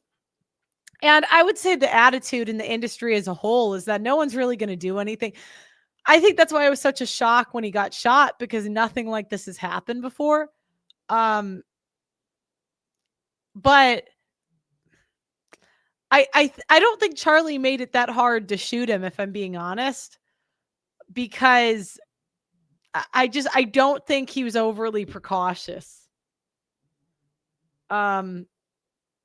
People had told him not to like do the Coliseum type of that, with because it's just very hard to protect someone from all angles.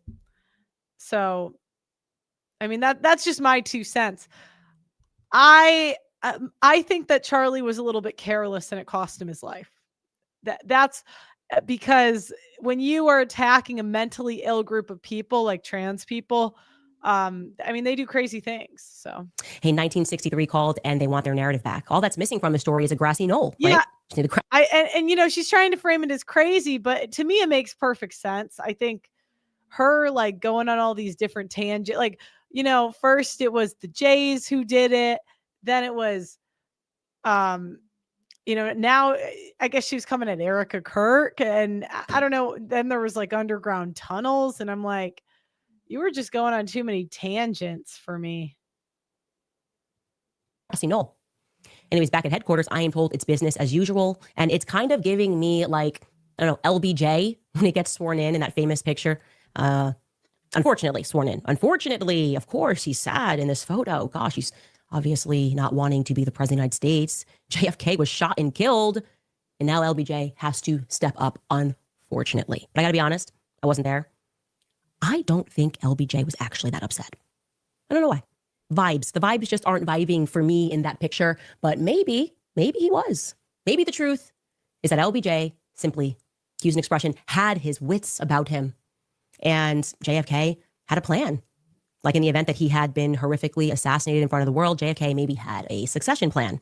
Now, if these terms I'm using here sound familiar to you, it's because they should sound familiar. It's the exact terminology that was utilized by Pastor Rob McCoy just 4 days after Charlie was murdered. In front of his congregation, he spoke about Charlie's succession plan that he was somehow privy to. I don't know why, but he knew 4 days later and announced to the world that Charlie indeed had a plan. Take a listen. Everyone's worried about the leadership of TPUSA. Don't. He was wise enough at 31 to put together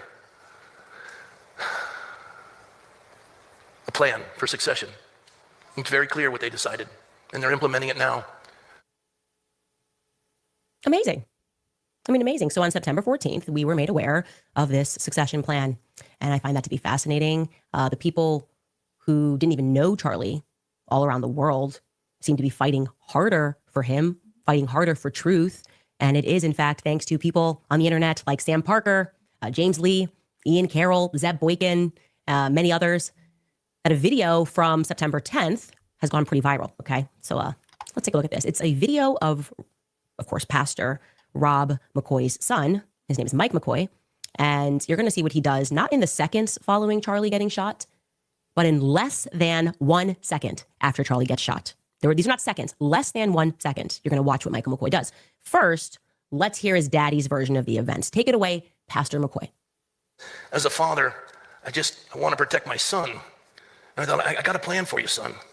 He said, Dad, that's not Charlie's plan. And you know what? I'm looking at my son who's 24 years old. Justin's the CFO, chief financial officer, and Mikey's the chief of staff. And I'm watching, the minute Charlie was shot, he called me, says, Dad, Charlie's been shot in the neck. Please call every pastor and pray. I said, okay, son. He has wits about him. He was just directing. He had blood all over him. And two things I want you to remember here. You may have caught that, but he said, I was watching. And the minute Charlie got shot, he called, and Mikey McCoy says to his dad, Charlie's been shot, pray for him. He says the minute. Maybe he's being a little hyperbolic. We're going to find out. I'd certainly like to find out. Okay, this is kind of grasping at straws. I need some evidence. Is she going to get to that? Let's out. But he stops and says, I was watching. Watching what exactly? What were you watching? I remember that. It's rubbing me the wrong way. And I'm going to tell you why that's rubbing me the wrong way in a little bit. But the bigger thing is that he says Mikey had blood all over him. Except Mikey did not have blood anywhere near him because Mikey was behind the tent when Charlie got shot. And Mikey, in less than a second, does something that I find to be quite strange. He puts his phone to his ear and he begins a conversation. So we're going to watch that clip in its entirety. Mark is going to bring it in.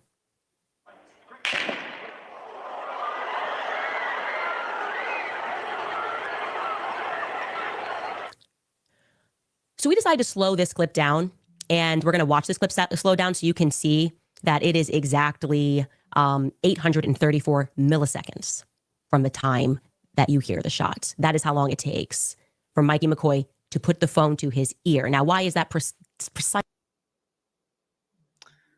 I don't know. You might call 911. Nice timing, so important. Okay, I need to just keep a doc. I'm going to do a Google Doc here. I'm going to take notes.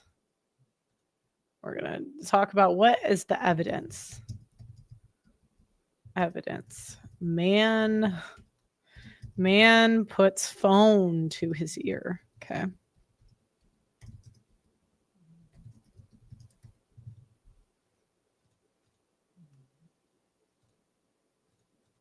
Because there's no dialing. Mikey didn't have time to dial.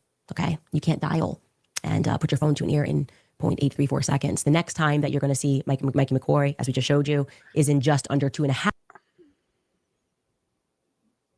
Okay, but if I wanted to call someone, I mean, what I would do is I would look at my call log, and usually that's kind of how I call if I don't feel like searching for a contact.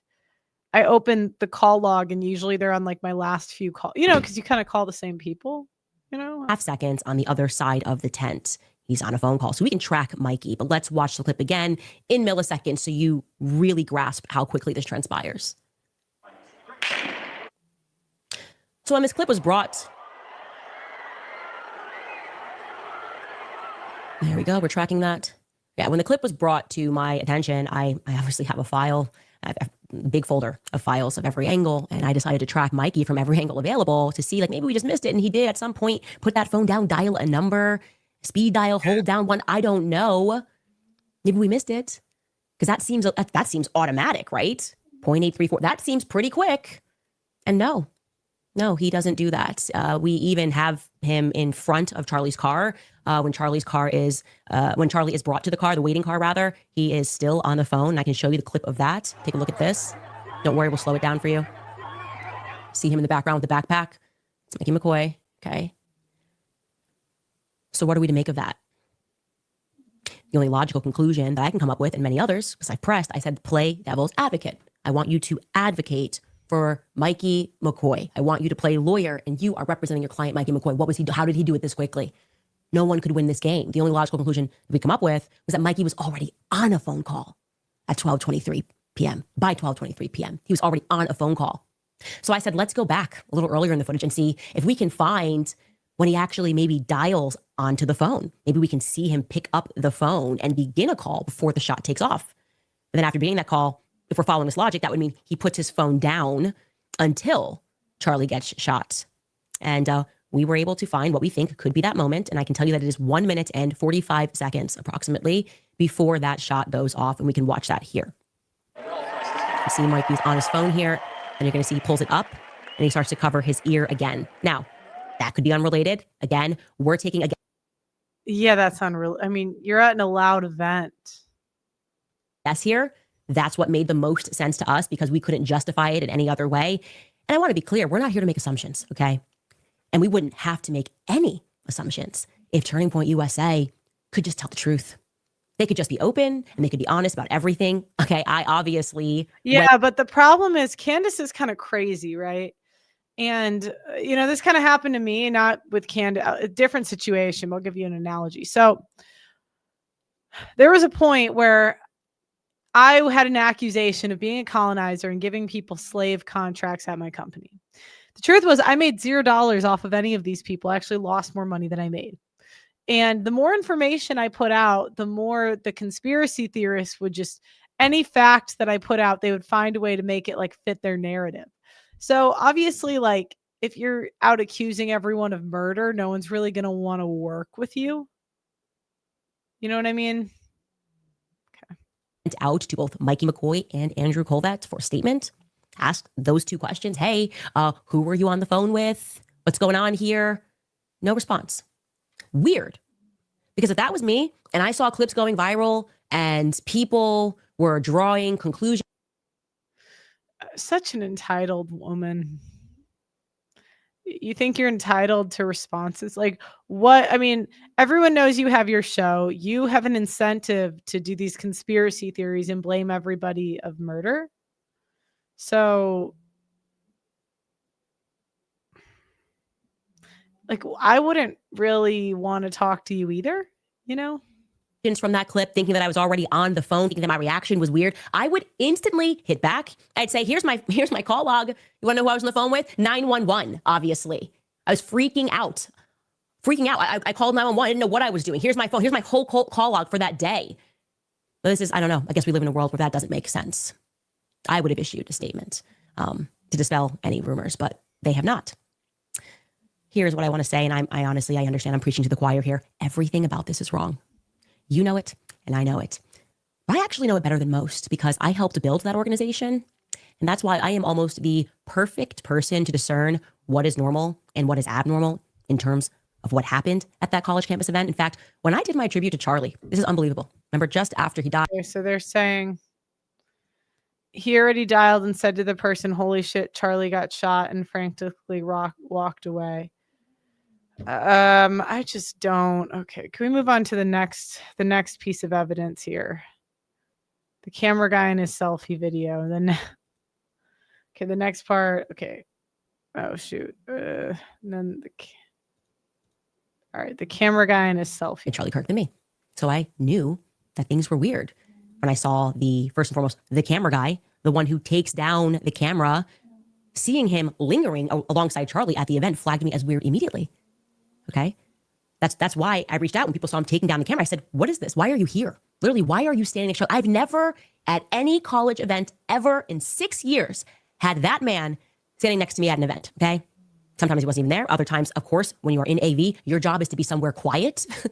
Okay. So the guy that she had not seen when she was at Turning Point is at this event. Okay. Your job is to have on like headphones to make sure the audio is good. You know what's interesting? I can criticize any man in conservative media, but it's only when women I criticize that you guys simp.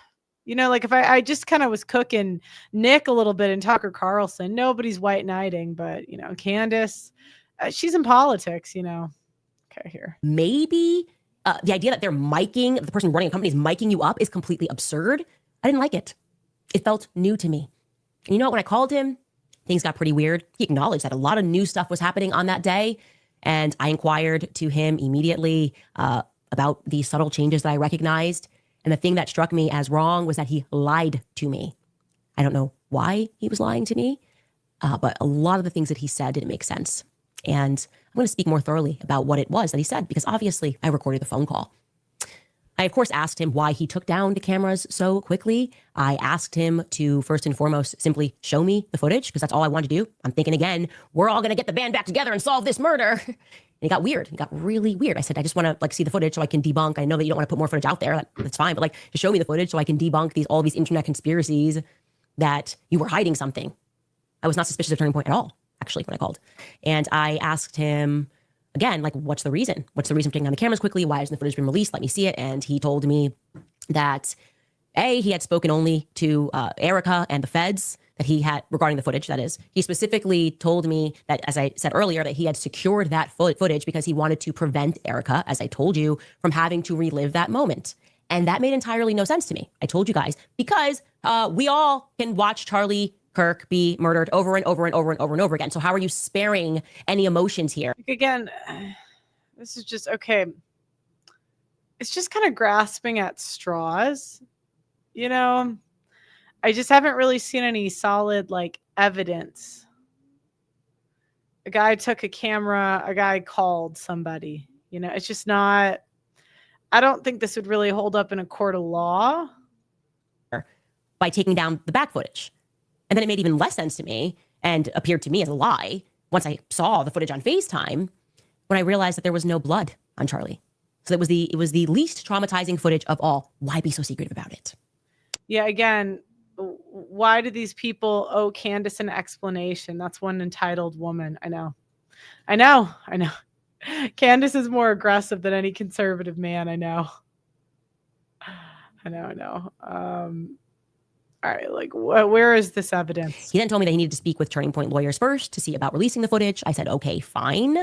I let him take a couple of days off, and then we got back on the phone. And I said, look, that's kind of a BS excuse too, because you run your own company and the footage is owned by you. He then said, okay, yeah, I do own the footage. I just wanted to, just coordinate, check, whatever. Okay. Kind of a lie number 2-ish.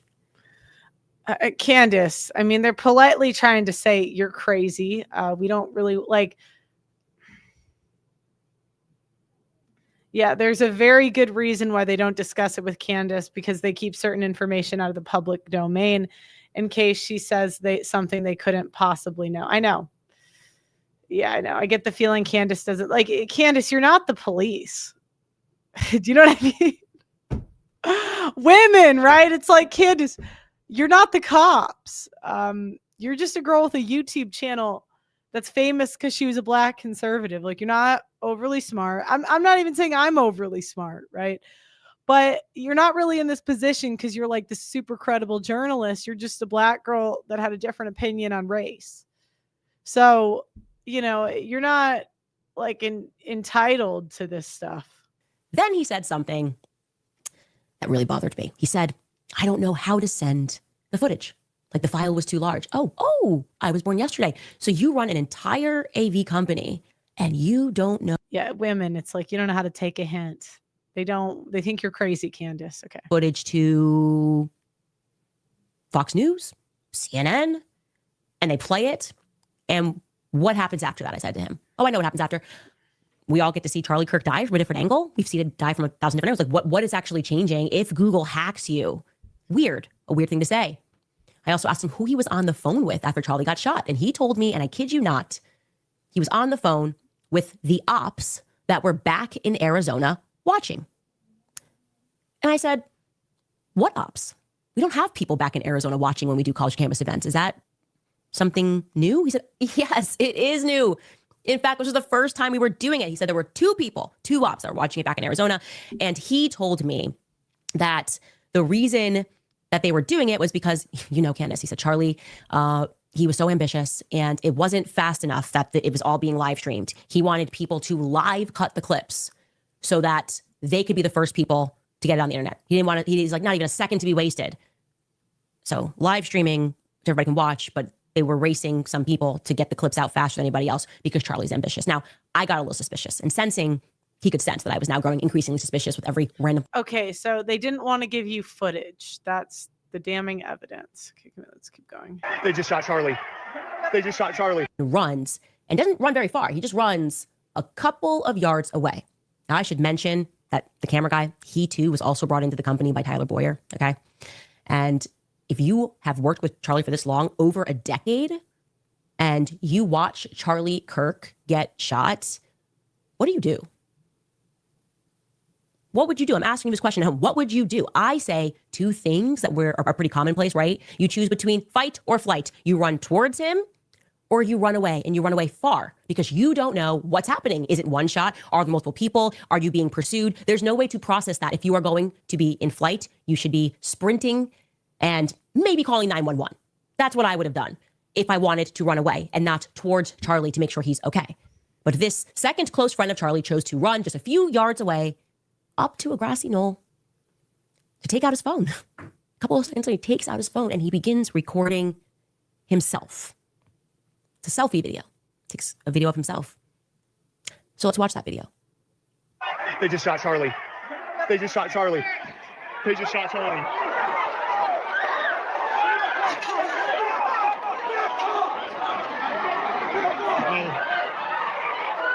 Okay, so he took a video. All right, what else? What's going on? What were Charlie's closest friends and allies? And the people? I mean, Candace, I could say the same thing about you and your like performative. Do you know what I mean? Like, okay, all of you. And there's a reason. I mean, I thought Candace's eulogy sounded really performative towards Charlie, like the crying on stream. It just didn't seem natural. And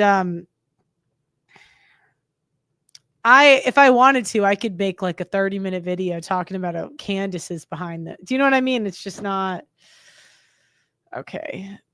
People, so we filmed something. All right, where is real evidence? Provides about 850 elite Comet, and it is completely changing the way that we are able to. Oh my God, she has an ad in the middle of a video about Charlie. Oh my God, these people have no shame. Oh my God, these people have no shame. They just really cannot read the room. Healthy immunity, more energy, easy weight management. You can take Just Thrive. Are now steeped in psychology for toddlers. It's so obvious what's coming down the pipeline. The things, it's not appropriate to share private messages unless we do it. Hold on. Is that you can trust. So to join the gut health revolution and take control of your health today, visit justthrivehealth.com and you'll save 20% with promo code Candace. You'll see the difference for yourself, or you'll get a full product refund, no questions asked. Take control today with Just Thrive. Again, that's Just Thrive Health. Oh, I think that's what they got. That's the. All right. I might go through live today, but it just kind of seems like she's milking this.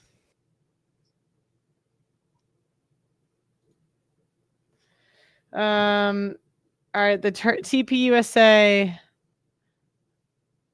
our book club was infiltrated. All right, Charlie Kirk and the enemy shift. Today is actually a really important episode. I don't like how she's been Catholic for 5 minutes and uses it to build her brand. It's just, I don't think you're supposed to see what you can get out of Catholicism. I really feel like it's supposed to be a private thing. So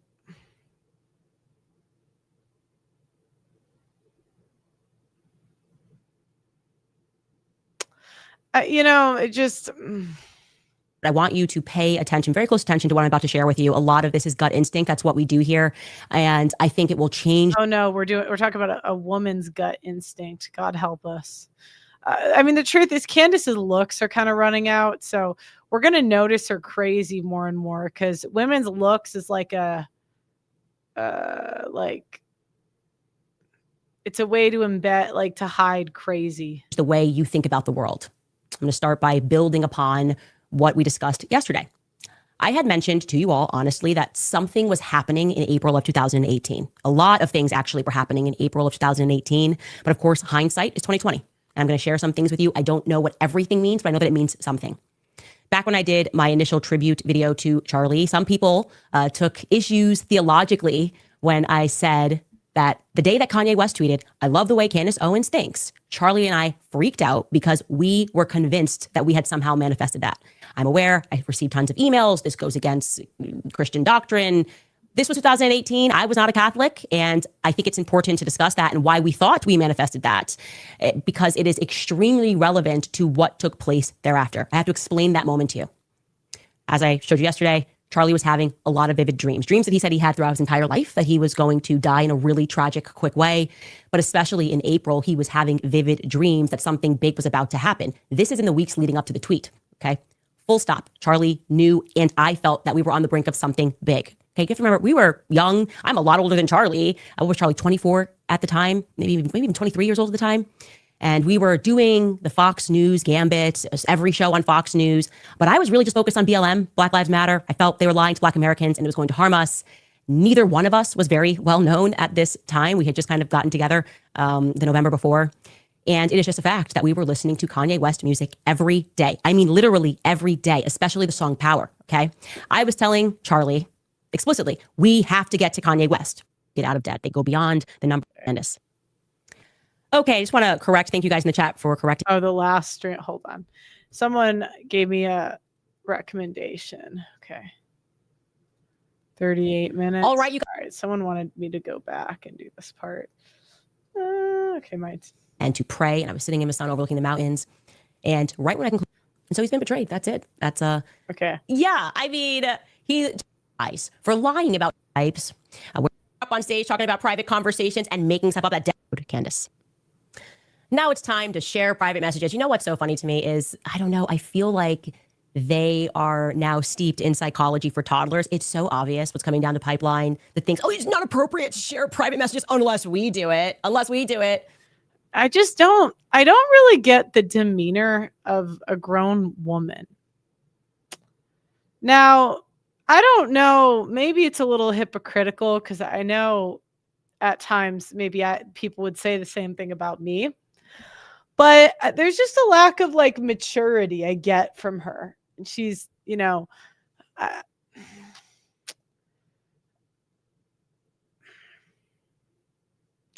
it's not really a good argument to say, well, other people do it. Other people show private text messages. So I should be able to too, you know?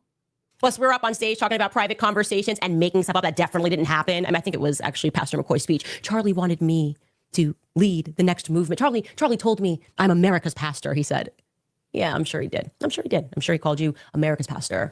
And so, look, yeah. And I could agree with her. I think a lot of that stuff has been like really out of poor taste and kind of gross. I will be. But Candace just, I don't know. I can just tell she's never really been around a guy with a lot of masculinity and frame because men really don't like when private things become public. And I see her do it. I see Brett Cooper do it. I see a lot of the internet personalities make their private life public. So doing whatever I want to do until the truth is told about what happened on 9/10. We should start with Josh Hammer, by the way, because he really has now become the king of defying no stereotypes. Okay, so now she's like subtly threatening them. Where we last left off, obviously, it's a trailer that we put together. I sure hope you guys like it. Take a listen. How Charlie Kirk was actually feeling about the pressure he was receiving from pro-Israel Zionist donors to Turning Point USA. Charlie definitely was not someone.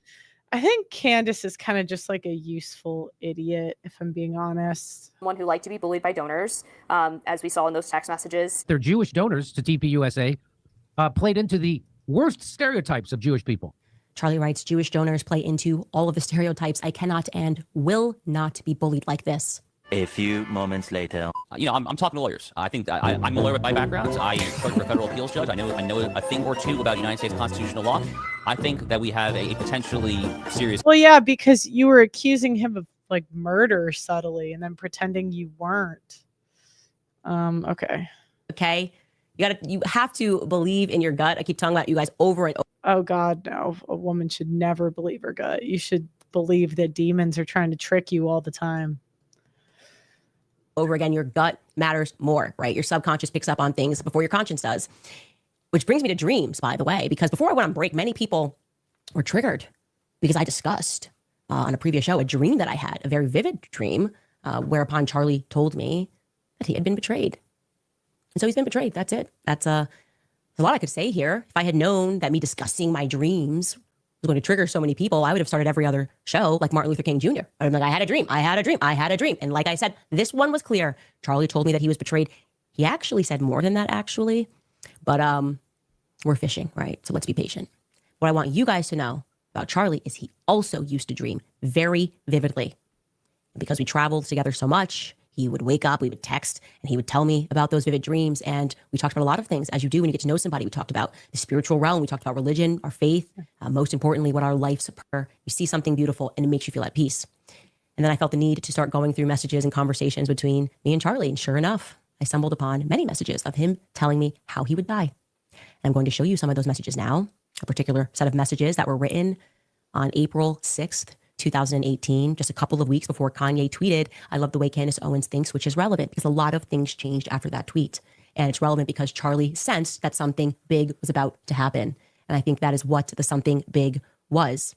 I also want to say, obviously, I am not making up these messages. Okay. Turning point. Actually, Mikey McCoy has access to all of Charlie Kirk's messages. They can tell you that these ones are real. Here's what he wrote. We were again talking about Kanye. Charlie wrote to me, you're going to be the Iron Lady of America. He had such a political vision for me. I never wanted that sort of a thing. I see it so freaking clearly. I might be Moses, though. I might not see. You never wanted that sort of thing, really? Sorry, I just...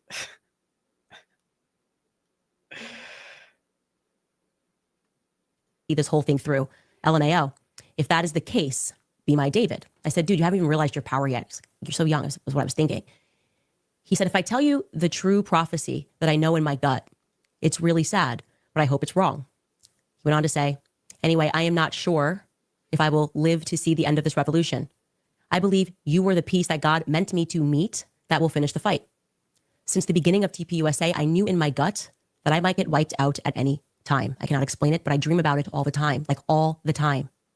Anyway, that's depressing combo for another time, LMAO. I said, that's weird, more of a fear manifestation than an actualization. He said, I'm not really afraid of it, but I'm just telling you what I know to be true. And he told me that. He told me that. I don't know why. Charlie knew he was going to die young. And I don't know. I just felt like I needed to share that because it is in part why the moment that Charlie got shot, I just knew he was betrayed spiritually in the same way that Charlie knew he was going. Okay, why would she put he was betrayed? And then she adds in spiritual, like, do you know what I mean? That's almost like clickbaiting his death in a way. Because I saw the tweet. It said Charlie was betrayed, and it made it seem kind of like something it's really not. Okay, so he thought he would die young. Die young. I knew that this was a part of something bigger. And so I wanted to say to you guys, to the people that betrayed Charlie, I would recommend that you come clean, okay? I would recommend that you come clean because Charlie said some other things, and I look at these things now and I don't really have an issue with Candace. I just think she's kind of dumb. I mean, that's just, I think she's got a big ego, and the reason she's in the position she's in is because she's a Black woman who had conservative beliefs, and that was really rare. And that's okay if you come into it with some humility, but people have just been telling her she's awesome for a decade. So yeah, I mean, that's really my 2 cents. And she just kind of, she just reminds me a lot of the women I cover.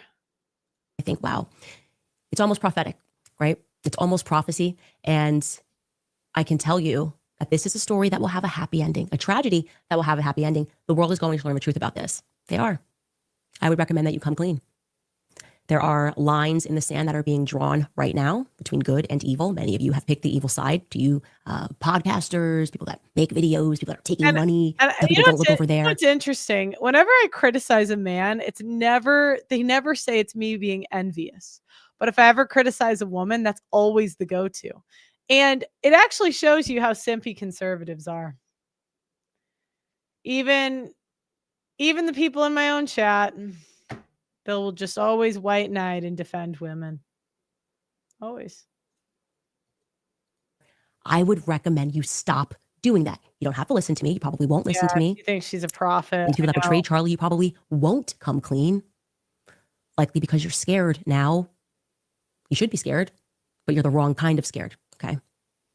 Fear of God is the beginning of wisdom. There is more. Here's the thing, Candace. You don't really appear like you fear God. Again, there's just no humility to you. You know what I mean? You're not overly like kind. I mean, I know mutuals that know her, and her reputation is being like a giant diva. You know, people that fear God, they don't have to say it, they just appear it. You know, it's like the same reason all these e-girls, it's like they swear, they wear revealing clothing, they got married late in life, and they're like, oh, but I'm pure. And you're like, well, your actions would reflect it, and they really don't. It's kind of the same thing as her. Yeah, I know. Go to Candace's live page and look at the rise in viewership since talking about Charlie. Okay, let me see. And I got no hatred in my heart saying this, but it doesn't. I don't think the internet's good for women. Okay, let's see. Share this tab instead. So viewership was going down. Let's see. I don't know. I think her viewership's been fine. 1.2 million, 1.4, 1 million. They are lying about, okay. 6.8 million. I guess there was a bump. 6.8, 6.8. Yeah, I guess her viewership did like triple when she started talking about Charlie. Yeah, you're right. It tripled. Okay.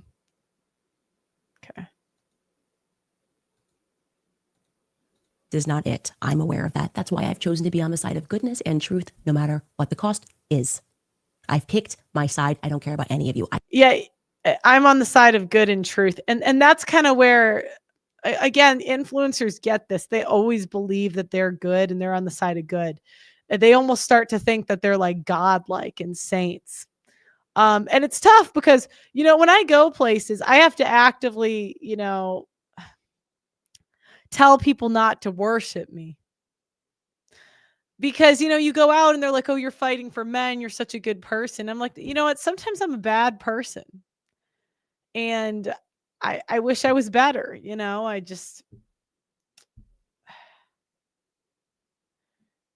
you know, it's so they start to think that's where they get this holier than thou complex. In a way, it's like the viewers, because the viewers start telling them they're awesome all the time. Even in this chat, you know, you guys are all saying, I mean, this is why I don't like groups in general, because groups always lead to people like being worshipped and like crazy, you know. I can't wait to read your articles after this. Okay. That's breakfast for me. That inspires me now. Can't wait to read your loony tweets. I can't wait for you to lie about things that I've said. I cannot wait, because you know what? On a hike that Charlie and I were on in Wyoming one time, we were discussing the death penalty. Like, he was asking, like, what's your position on the death penalty? And I told him, I've always been against it. And typically that's a theological conversation. Christians go back and forth on it. Do you have a right to take a life? I'm on the side that, no, we don't have a right to take a life. But my position on it isn't even entirely theological. I said to Charlie, the reason I'm against it is because death is easy. You're here and then you're not. It's like falling asleep, right?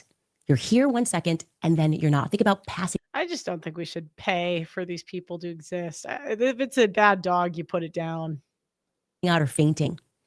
People that commit grave evil and we're giving them death. That's it. Yeah. I always say they deserve more than that. And for people that are involved, and many people that are involved in this, not the lone shooter at different stages. All right.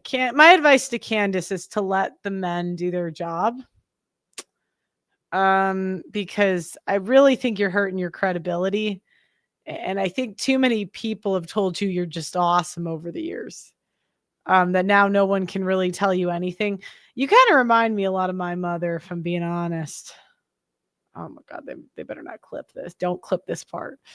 But yeah, I mean, when you got people online telling you they're awesome, and I just wonder, there's just no way that the husband is able to pursue whatever he wants to do in life while she's doing this. There's just no way that she's raising her kids. Like, I would bet money she has a I grew up with nannies. I know a nanny mom when I see one. Okay, so aspect of the Frankist movement, and we go pretty quickly. We're reading these books. We're learning about Sigmund Freud, right? It starts with Sigmund Freud. It ends with Operation Mocking Pastor, or that's where we are at right now. And I have so much fun.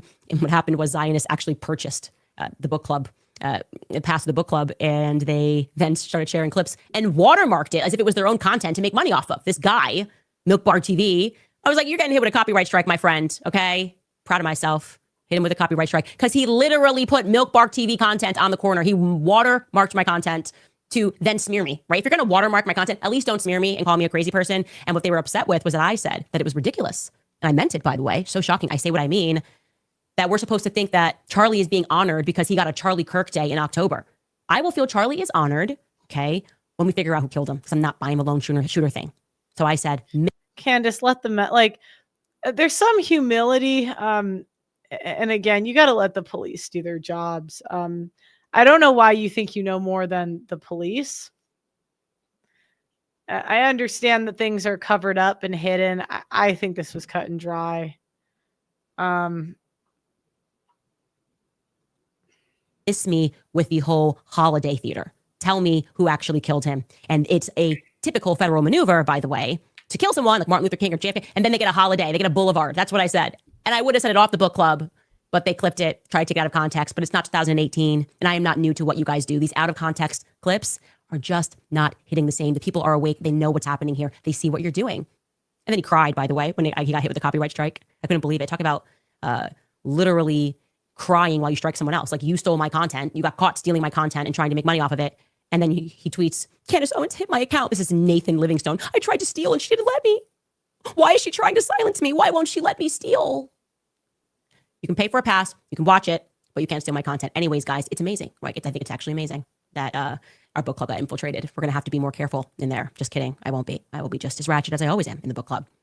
Lastly, we got to get to Brigitte Macron because I think All right. So, I mean, so what happens is when women get the kids that they want, they lose the incentive to be less crazy. So what you're going to see, women will red pill people anyway. She's going to kind of go off the handle because she got the kids and the husband she wanted.